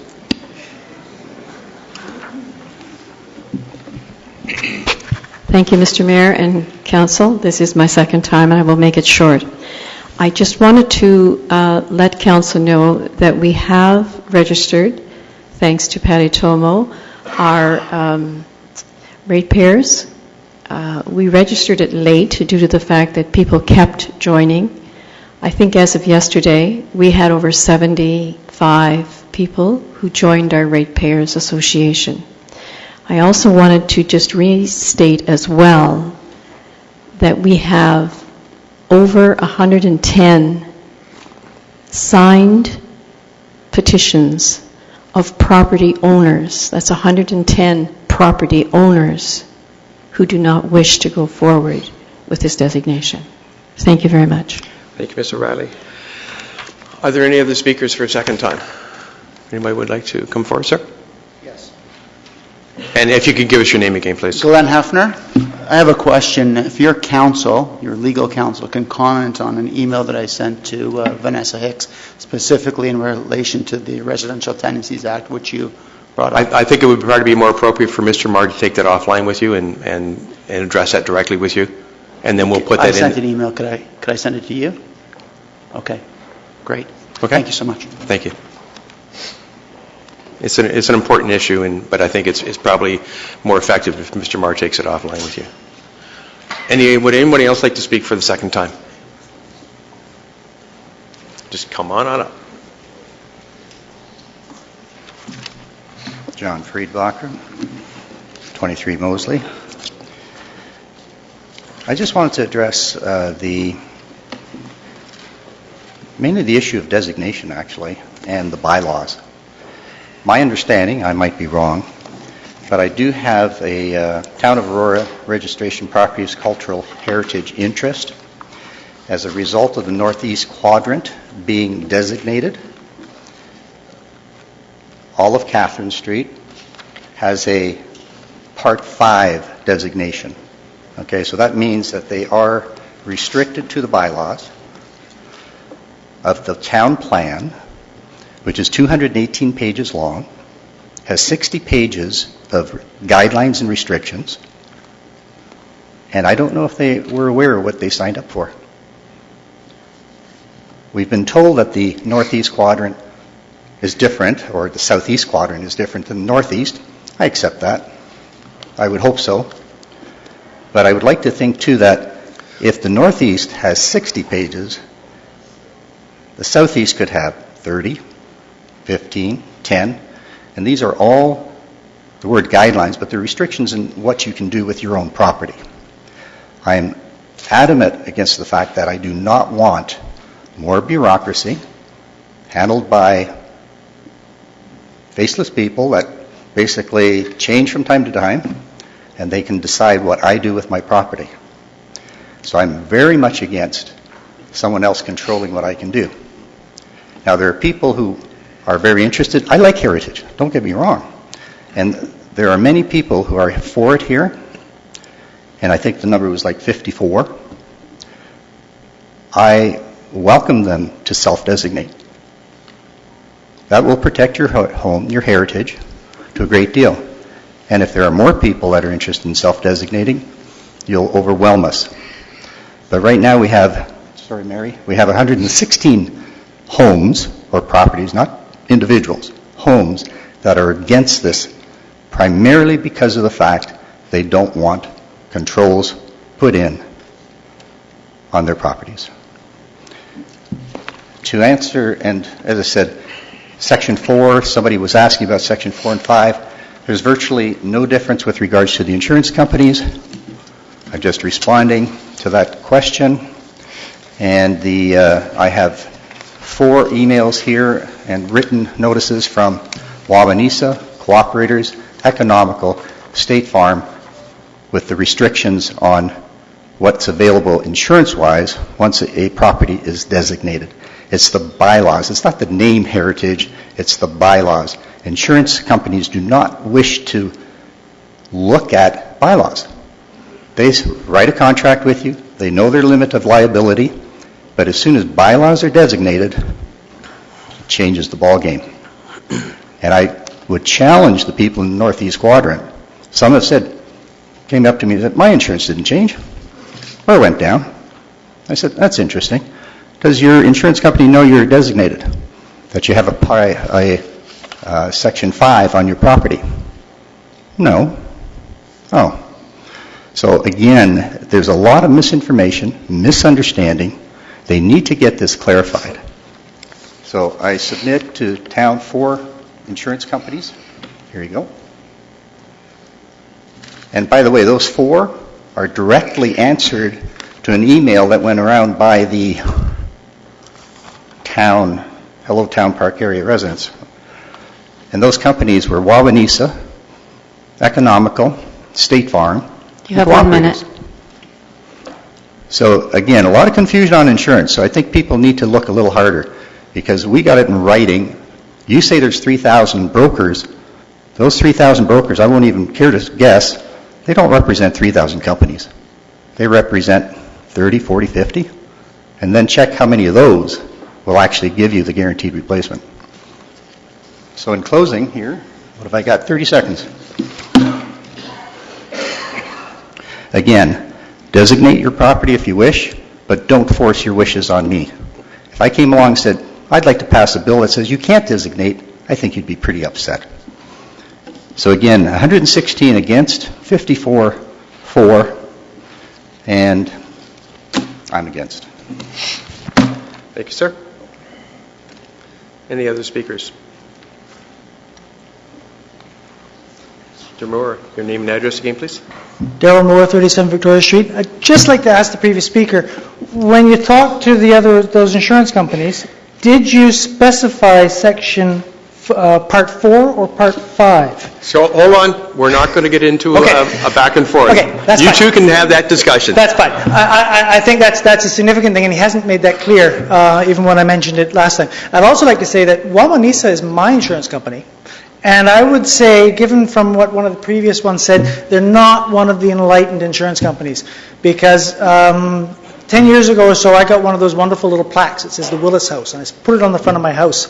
And the insurance company came around and to inspect my house for insurance, and they said, "Oh, you have a plaque on your house. We can't insure you." And I have to admit, it took a bunch of running around. I had to come to the planning department, the building department here, and I had to get a letter from the town saying that this does not make my building a heritage building. It's not designated under the Heritage Act or anything like that. And finally, the insurance company capitulated, and they gave me the insurance. So I would say that Wawanesa doesn't actually know what they're talking about, because they should have realized that at the beginning. Anyways, thank you. Thank you, Mr. Moore. And I'm not sure if there's a whole lot of benefit in hearing getting to a back and forth on insurance companies. Insurance is obviously a major issue which needs a bit more, shall we say, objectiveness. Any other speakers at this point, please? Ms. Knowles. Oh, Mr. Hurd. Thank you, Mrs. Knowles, for letting me. Mayor, members of council, I wasn't going to say a word tonight. I was just going to sit back and enjoy the festivities and hear everybody. I think this is great. Could we get your name and address? Oh, David Hurd, 15 Ransom Street. And I guess I'll say at that point, I wish I owned a heritage home. I've never had the honor, but I had a plug tonight on the Spirit Walk walking tours. And like I said, I had no intention of saying a word. I wouldn't have the ability to do those tours if we didn't have people who painstakingly, lovingly, passionately preserve those homes. And what they've been able to do is do it under the present guidelines we have. And I think that's incredible. You know, I'm at odds myself with this whole situation because part of me says, look at the status quo, and what we have is an absolutely incredibly beautiful area where people are, as I said, passionately taking care of their properties. Of everything I've heard tonight, and as a member of the Heritage Advisory Committee, I guess I'd say that we have designations. I think people maybe should be given the option to opt out, because when they purchase those beautiful heritage homes, they like I said, everyone in this room who lives in that area on either side should be honored, because I think everyone has kind of, tried to keep their things low key, and hopefully tomorrow everybody will walk past each other and say, good morning, how you doing? Because that's how Aurora was built. Those people that built those heritage homes, that's what they did, is they looked after each other and cared for each other. And, I don't want to beat a dead horse here to say, but I really believe in my heart that this council will do the right thing for both sides. And I think there is a option within this to make everyone happy. And either that's the status quo or to allow people to opt out, seriously. Because to present day, if we look at that district, how it looks today, not moving, like how it looks today, it looks pretty damn impressive. Sorry to say damn, but it looks pretty darn impressive. And I'll close with say, I thank every single person in the town who preserves an old home, because I couldn't stand there with all the people that take the tours and stand there and look at those homes and go, wow, you've got some people that really love the history of Aurora. So congratulations. Thank you, Mr. Hurd. Any, Ms. Knowles?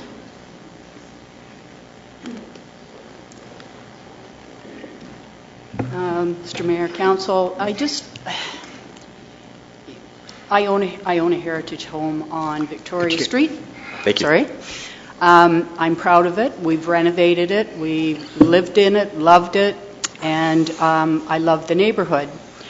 I think I agree with the last speaker. I think we've done a pretty good job of maintaining our properties in the southeast quadrant.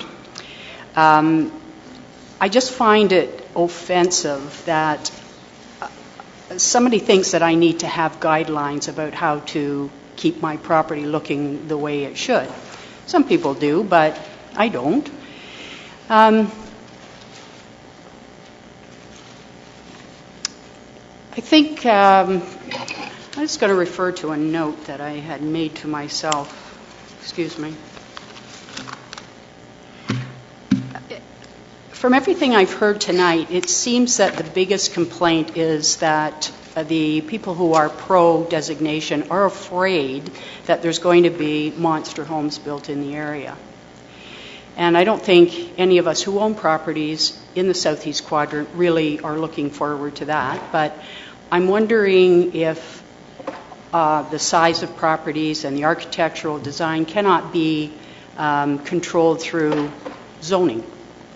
Why do you have to designate my property, put a cloud on my title when I don't want it, when those people that do want it have every right to designate their property if they wish? But I think there is a control mechanism that does not require us all to be designated. That's all I have to say. Thank you. Thank you, Ms. Knowles. Any other speakers at this point? But not a back and forth on Malwanisa, please. No, again, John Friedbach, and I'm from 23 Moseley, and you've probably heard enough from me, but I think we're all here today because a study was proposed to council. Council in good faith decided that, yeah, if all these people want it, we should look at it. A committee or a heritage committee was formed, a subcommittee was formed, a consultant was hired, and I just can't believe, with all the documentation that I've seen from the study, the dates that are all listed in the agenda, which we didn't exactly follow today, that we can be at this point and have all these questions unanswered or controversial with regards to insurance and bylaws. To me, the whole process is a little tainted. It's biased. Heritage is there to promote heritage, and I like heritage, don't get me wrong, but it always comes back to biased with regards to how the study was done. The number of people that haven't got a clue with regards to the items that we talked about today is amazing. So if the pros and cons were delivered from day one, and not just the pros, okay, we've got rosy glasses put on, everything looks great, we're all going to be happy with the streetscape, the landscape, the housescape, the escape from everything. But no one talks about the cons. If they're promoting heritage, it's big bulletin boards, it's at the cultural center. All of these things are pro. And this is from town staff. These people are supposed to be unbiased. They should be giving us both sides of the information. And that I resent. Because again, we did not get the cons. When it comes to insurance, they refer to look at this website or this one other documentation which I have quoted on today as being almost invalid. So I do appreciate, again, everyone's time. It's the last time I'm going to speak. I know someone behind me is about to speak. And I do, again, say, please allow people to self-designate, opt out, give us the choices, don't force us to do something we don't want to do. Thank you. Thank you. Ms. Kelly. Rena Kelly, 29 Larmont Street. You guys have done a great job. Can we clap for you? You have sat and listened to us for how long? Good grief. I would like to call it a night. I don't know if I'm allowed to. No, you're not actually, but motion forward, but I think we've covered this. I think we've covered this heritage bit. I have 3 things I'd like to say. Number 1, about insurance. I do feel that the Ontario government can do a better job for municipalities, for all of us, to communicate with insurance companies, and I believe there are between 70 and 100, okay, and there are more than 3,000 brokers in the GTA. But I do think that the Ontario government needs to take a look at what they are doing to communicate with the insurance companies so that insurance companies can help brokers to understand, because clearly some brokers get it and some brokers don't. So I don't know if we can do that as a municipality, if we can, maybe Carl Bray, since you may know people in the Ontario government who deal with these matters, but it would be nice to ask the proper officials to please deal with insurance companies and communicate information more accurately. That's my first point.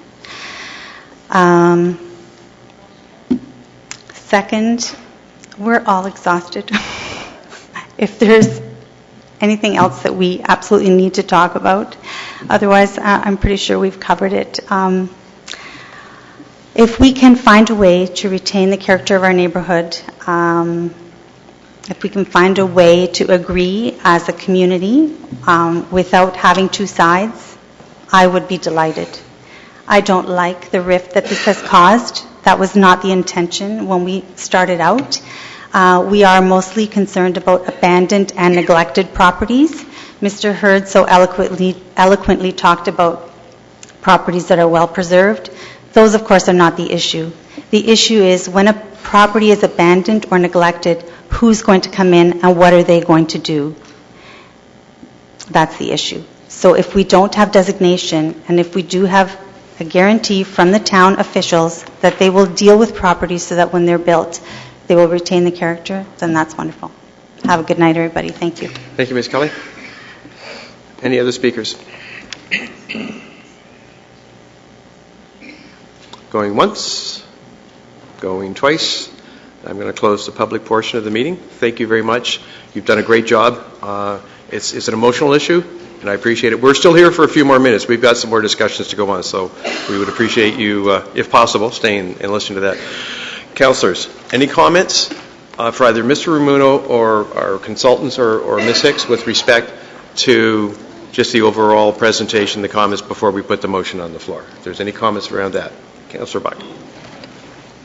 I listened with a great deal of interest to Mr. Marr's comments at the beginning of the meeting, Mr. Mayor. It was very valuable input, but it was, I just want to clarify what his advice to us is, that if we accept this recommendation, and it has been moved, I believe, and seconded. No, we have not put it on the floor yet. Well, I would move it. Okay, well, before you do that, then, are there any other comments, either with respect to the presentation that either Mr. Marr, Vanessa, or Mr. Bray did? Just, it goes back a while, I realize. Yeah, well, I just wanted to clarify, Mr. Mayor, my understanding of what Mr. Marr was advising. Okay, in that case, Councillor Buck, I'll go to you. I'll ask you to put, if you put the motion on the floor? Yes. If someone would second that, and then we can direct that question to Mr. Marr. Councillor Gartner, thank you very much. Councillor Buck. I believe I understood through you, Mr. Mayor, Mr. Marr, what you said, but I just want to clarify it. If Council approves this recommendation, then we pause at this time. No further action will be taken. There will be no further process of this study. It will not proceed from this point. Mr. Mark? Through you, Mr. Mayor, yes, that's correct. Staff will not have any direction to move forward with it, and so the process will pause or stop at this point. That it? Thank you, Councillor Buck. Other speakers to the motion? Councillor Gardner? Having fully understood what the clarification that Councillor Buck asked for, I have to withdraw my second. If that's possible for you to the clerk. Would someone else care to second it? Councillor Thompson? Any other speakers to the motion then? Councillor Ballard? I would like to echo the comments made by a gentleman earlier. I think we have a responsibility to deal with this and deal with it soon. And if we're going to stop this process now, let's stop the process. If we're going to continue, let's continue. Let's not just sweep this under a rug.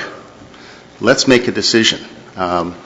I would like to see this. I would like to see some of the key questions raised tonight by citizens addressed as best possible by staff, and I would like to see a staff report to come to General Committee as soon as possible so that we as a council can deal with this question and just not sweep it under the rug where perhaps people will hope that we'll forget it and others will be frustrated that we didn't do anything. Thank you. Hold on, I'm getting the list going here. I believe we've got Councillor Abel, then Councillor Gartner, Councillor Humphreys, Councillor Gallo, Councillor Peary. I'm sorry, I missed the Councillor Gallo. I'm just going to echo that. I think what's before us is a bit of a cop-out, and I'm not suggesting I'm on one side or the other by that statement, but I believe a decision needs to be made. I'm not prepared to make that decision tonight. I think there are many questions that need to be answered, and I believe it merits a review from staff and to come back to us, but I will not be supporting the motion on the floor. I think it needs to come back to us, and there are many questions that need to be answered. Councillor Abel. Thank you, Mr. Mayor. I want to thank everyone for coming out. I've changed a lot since I started initially replying to some of the people, and I may have said some things that might have been a bit out of line, and I apologize if I did that to anyone. I did say from the very beginning that I would go with what the majority would do. I'm not into imposing anything. The overwhelming,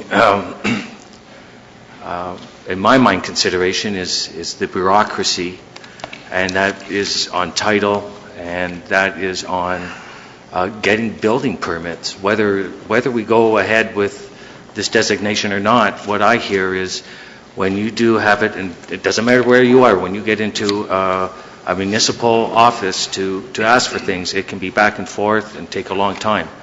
And I would go with what the majority of people want, and I would ask council to consider how to streamline some of the bureaucracy in the building, which is a different matter than what we're talking about tonight. But I see that as an underlying problem.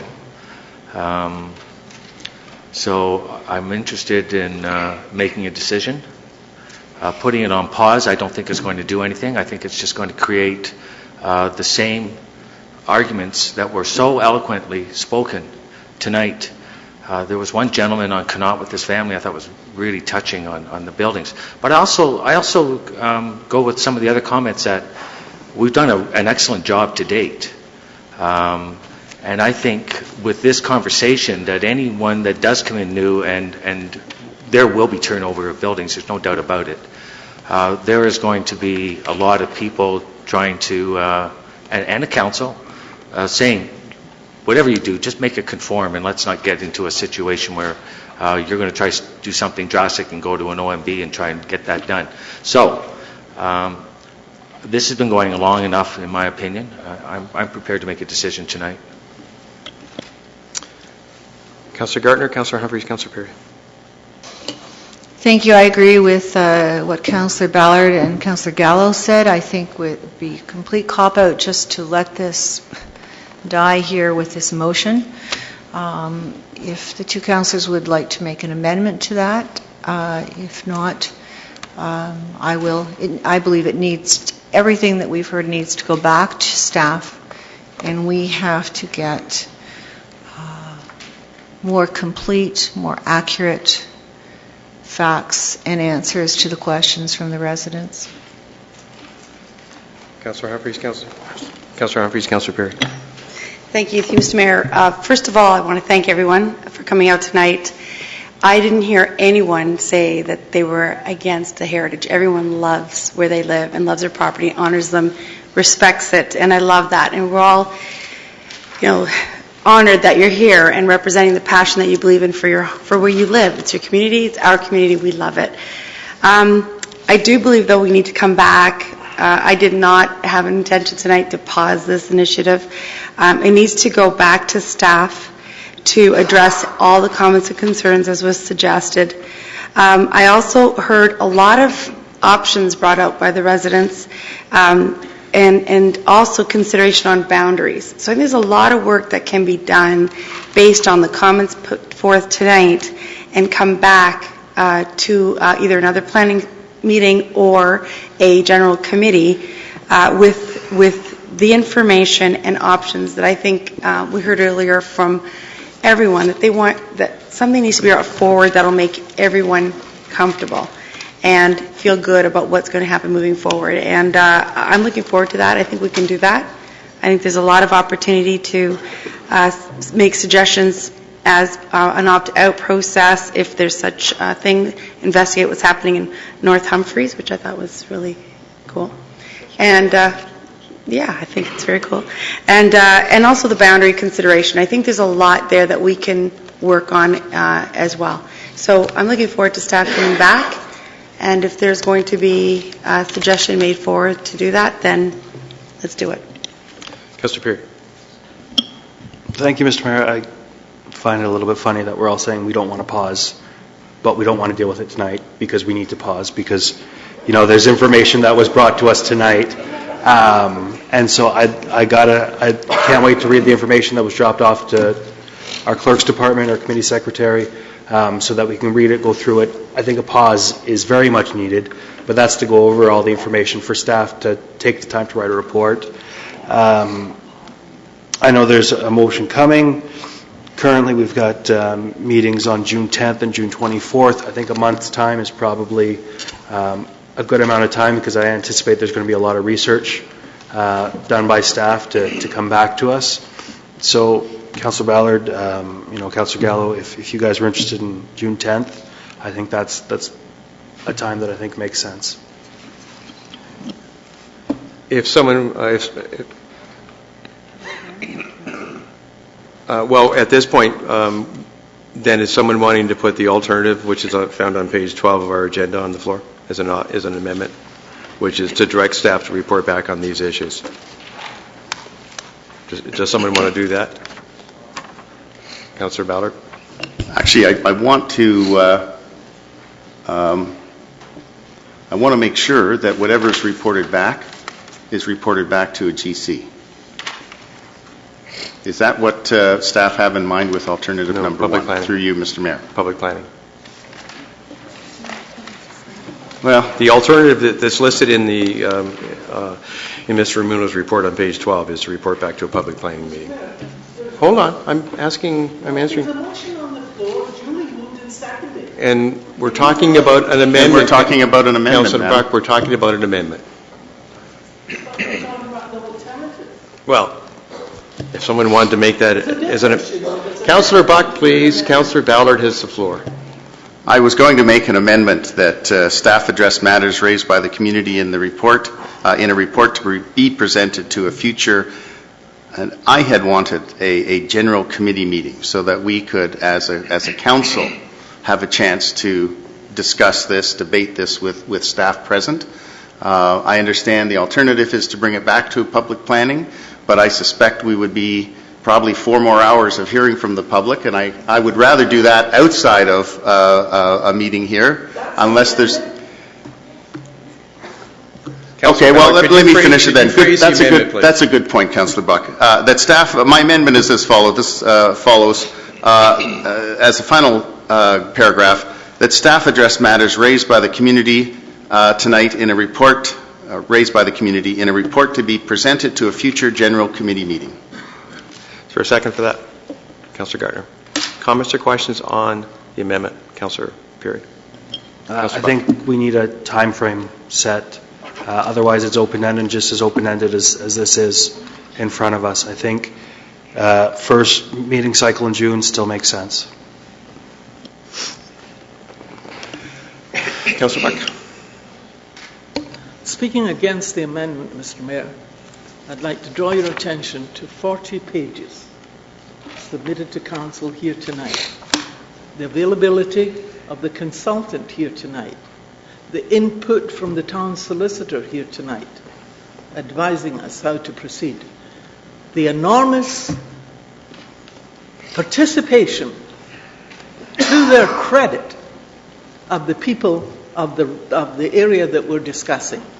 The pros and cons, the civility, the complete dignity with which they have conducted themselves. The clarity with which they have expressed their positions, the research they've done and responded. It's not the first time. They were here before and said all of these things before. And when they did, we recommended we have another public planning meeting. And staff proceeded to respond to every point that was raised at the previous meeting.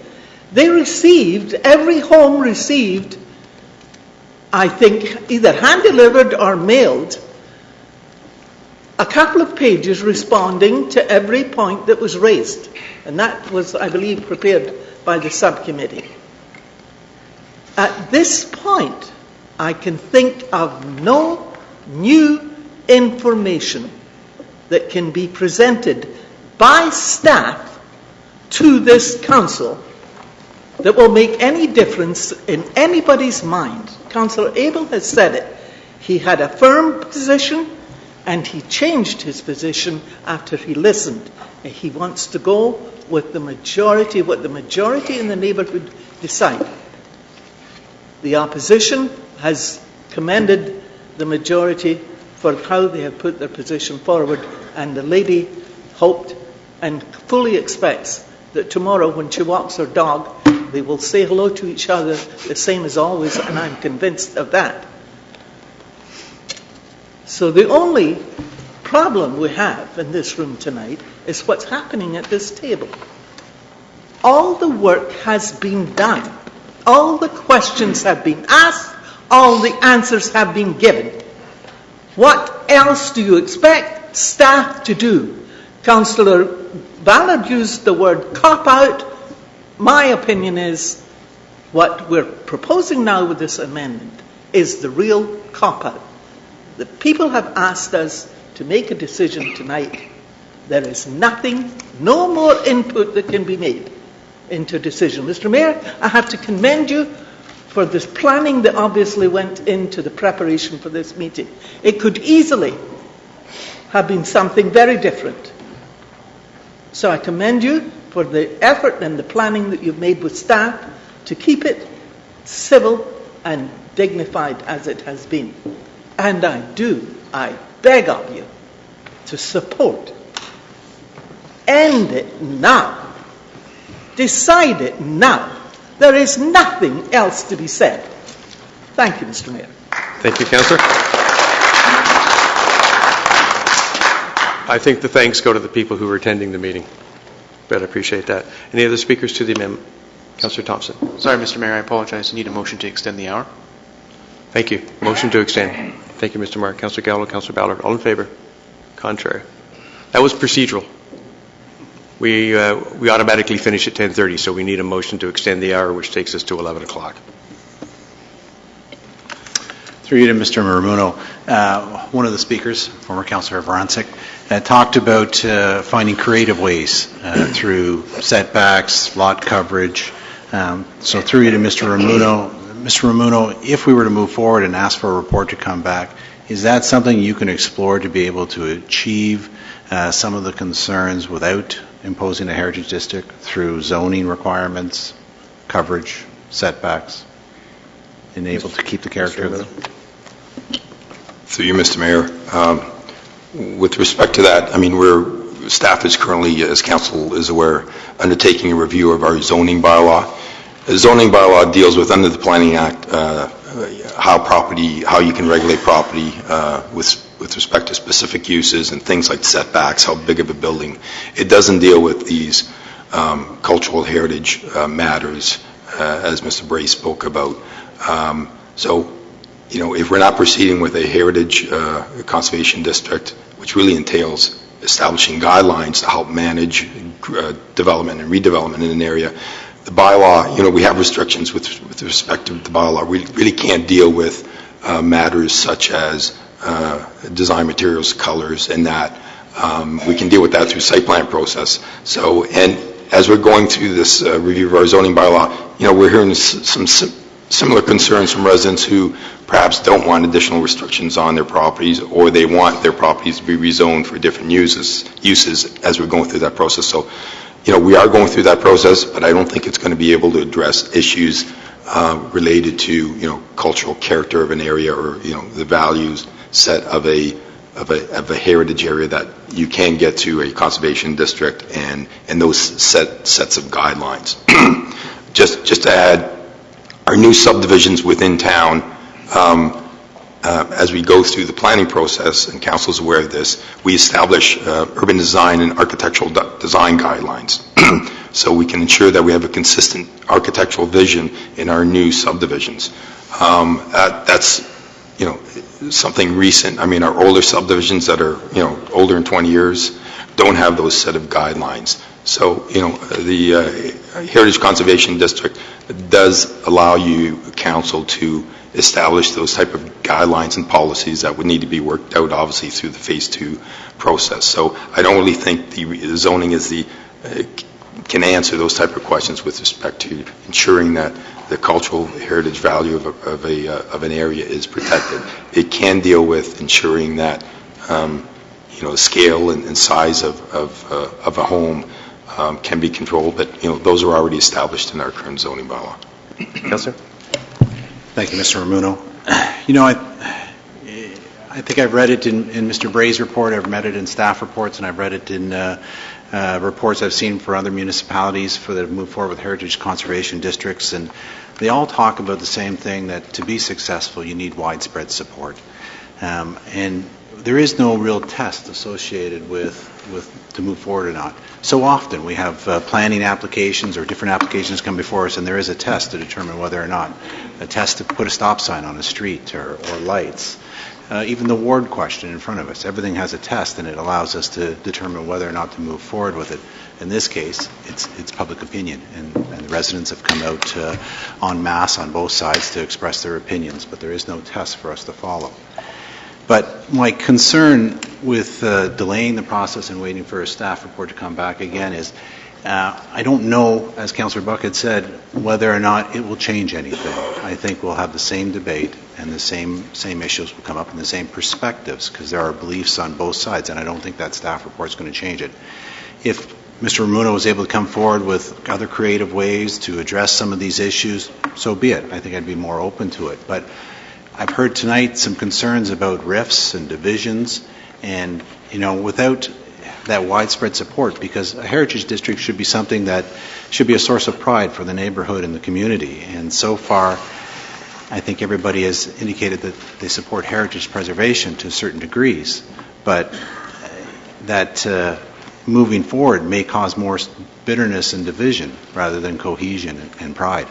And so that's my concern about delaying this process and allowing it to continue on and coming back to that same point where we're still going to see some rift and division within the neighborhood. And I really question whether or not that report is going to answer the questions satisfactorily for all of us, or we're going to have the same debate.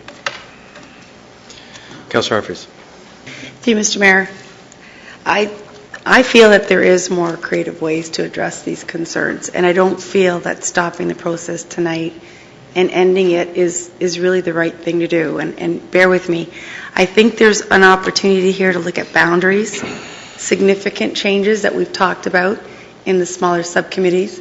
I think there's alternatives to opt-out program, and there's also opportunities through the heritage standards work that we've done for properties that we make sure that we work a little bit more with that. I think it would just be at this point a little bit of a shame. I don't want the rift. I want everyone to. This is a beautiful neighborhood.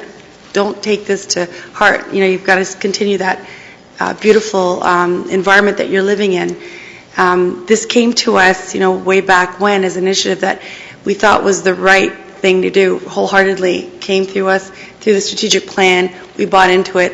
We're finding out a lot now. And I think one more time to review some of the specific concerns that were brought forward, you may not feel any differently. I think I've heard a lot of you say that tonight, but I do feel that it's worthy of another viewpoint, coming back, clarification, and voting at the next GC. That's my perspective this evening. I think it's a shame if we stop it here tonight. Other speakers to the amendment? Councillor Ballard and Councillor Buck. Yeah, no, just to clarify, as I said earlier, if it's the intent of some councillors to make sure that this process stops, then I don't think this motion is the way to do it, because it doesn't say clearly no. It doesn't say yes. It says we're going to pause. We're going to pause for 6 months. We're going to pause for forever.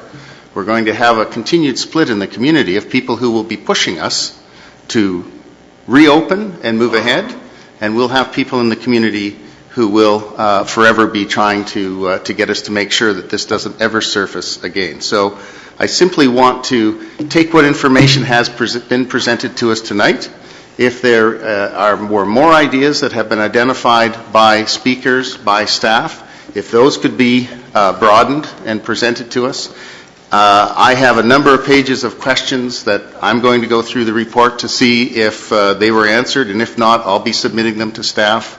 And I would like this to come back to a GC so that we can have a discussion among ourselves with staff present, and perhaps our consultant can be here, so that we can make a decision, yes or no. Do we move to phase 2 or don't we? And therefore the community can begin, will understand, are we moving ahead or are we not moving ahead? I don't want this to continue on, and I think that both sides of the debate within the community would appreciate that at some point we have to say yes or no.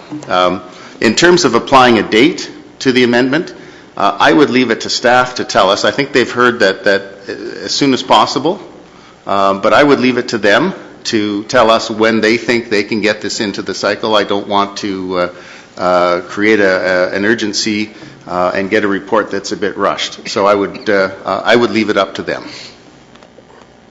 Councillor Buck, Councillor Abel. I'd like to draw your attention, Mr. Mayor, to the resolution that's on the table, that the comments presented at the public planning meeting be received and that the report be received. If Council votes on that resolution, that's a decision. We're speaking, but we are speaking to the amendment, Councillor. The amendment is contradictory to the resolution. The amendment is we don't receive it. We send it back to staff. So if you vote on the amendment to send it back to staff, then you can't vote on the main motion, because the main motion contradicts the amendment.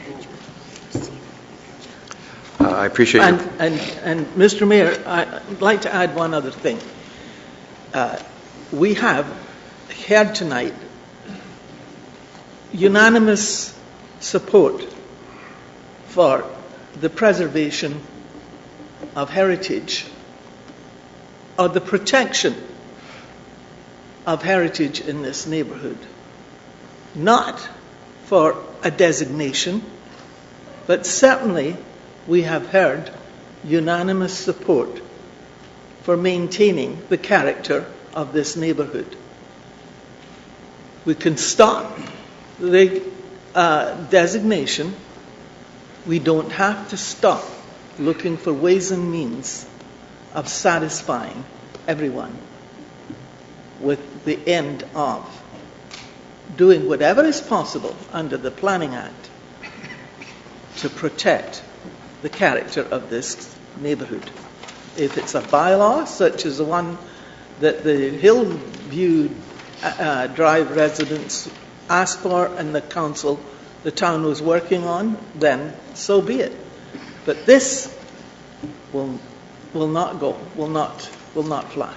We cannot impose, and I don't think anyone at the table is arguing that we should impose the designation on people who don't want it. We're all in agreement with that. So let's do that tonight. Put it aside, and then put our thoughts, like Councillor Ballard has said, to other potential means of achieving the objective without imposing something on people that they don't want. And I would recommend that we defeat the amendment and vote on the main motion. Thank you, Councillor Buck. Councillor Abel. Thank you, Mr. Mayor. And we adopted a policy not to get making big decisions late in the hour, and I'm all for that right now. I'm getting very tired. I didn't really understand what Councillor Buck was saying, but I would like to bring this to General Committee as soon as possible, and we'll have a moment to address and put our thoughts down there and make a decision on it. I would not want to go to another planning meeting. I see no benefit in that. We have seen, this has been the most outstanding public meeting we've had during our term, and I want to value that and move forward. We've heard. We should now make a decision. We'll make it a General Committee. We can gather in what was presented to the clerk and that information for us to digest. It doesn't have to be a long time. We should let the people and the town know right away that we're ready to make a decision. We'll take it to General Committee, and you'll have that decision. So if it's June, I would recommend next cycle. We have been and heard in depth what is going on. And to do it at a planning meeting when we're tired here and haven't all had a time and a moment to think about it isn't fair either. We should be fresh with a report and an update at the next General Committee. So if I could, I think Councillor Perry said there should be a time on it. Councillor Ballard says let's bring it to General Committee. If we could adopt next cycle, let's move on and call it a night. Councillor Perry, Councillor Humphreys, Councillor Gardner. Thank you, Mr. Mayor. Through you to Mr. Ramuno. How long would it take you to have a report ready, a fulsome report that isn't rushed? Mr. Ramuno. Through you, Mr. Mayor, our next General Committee meeting is May 20th.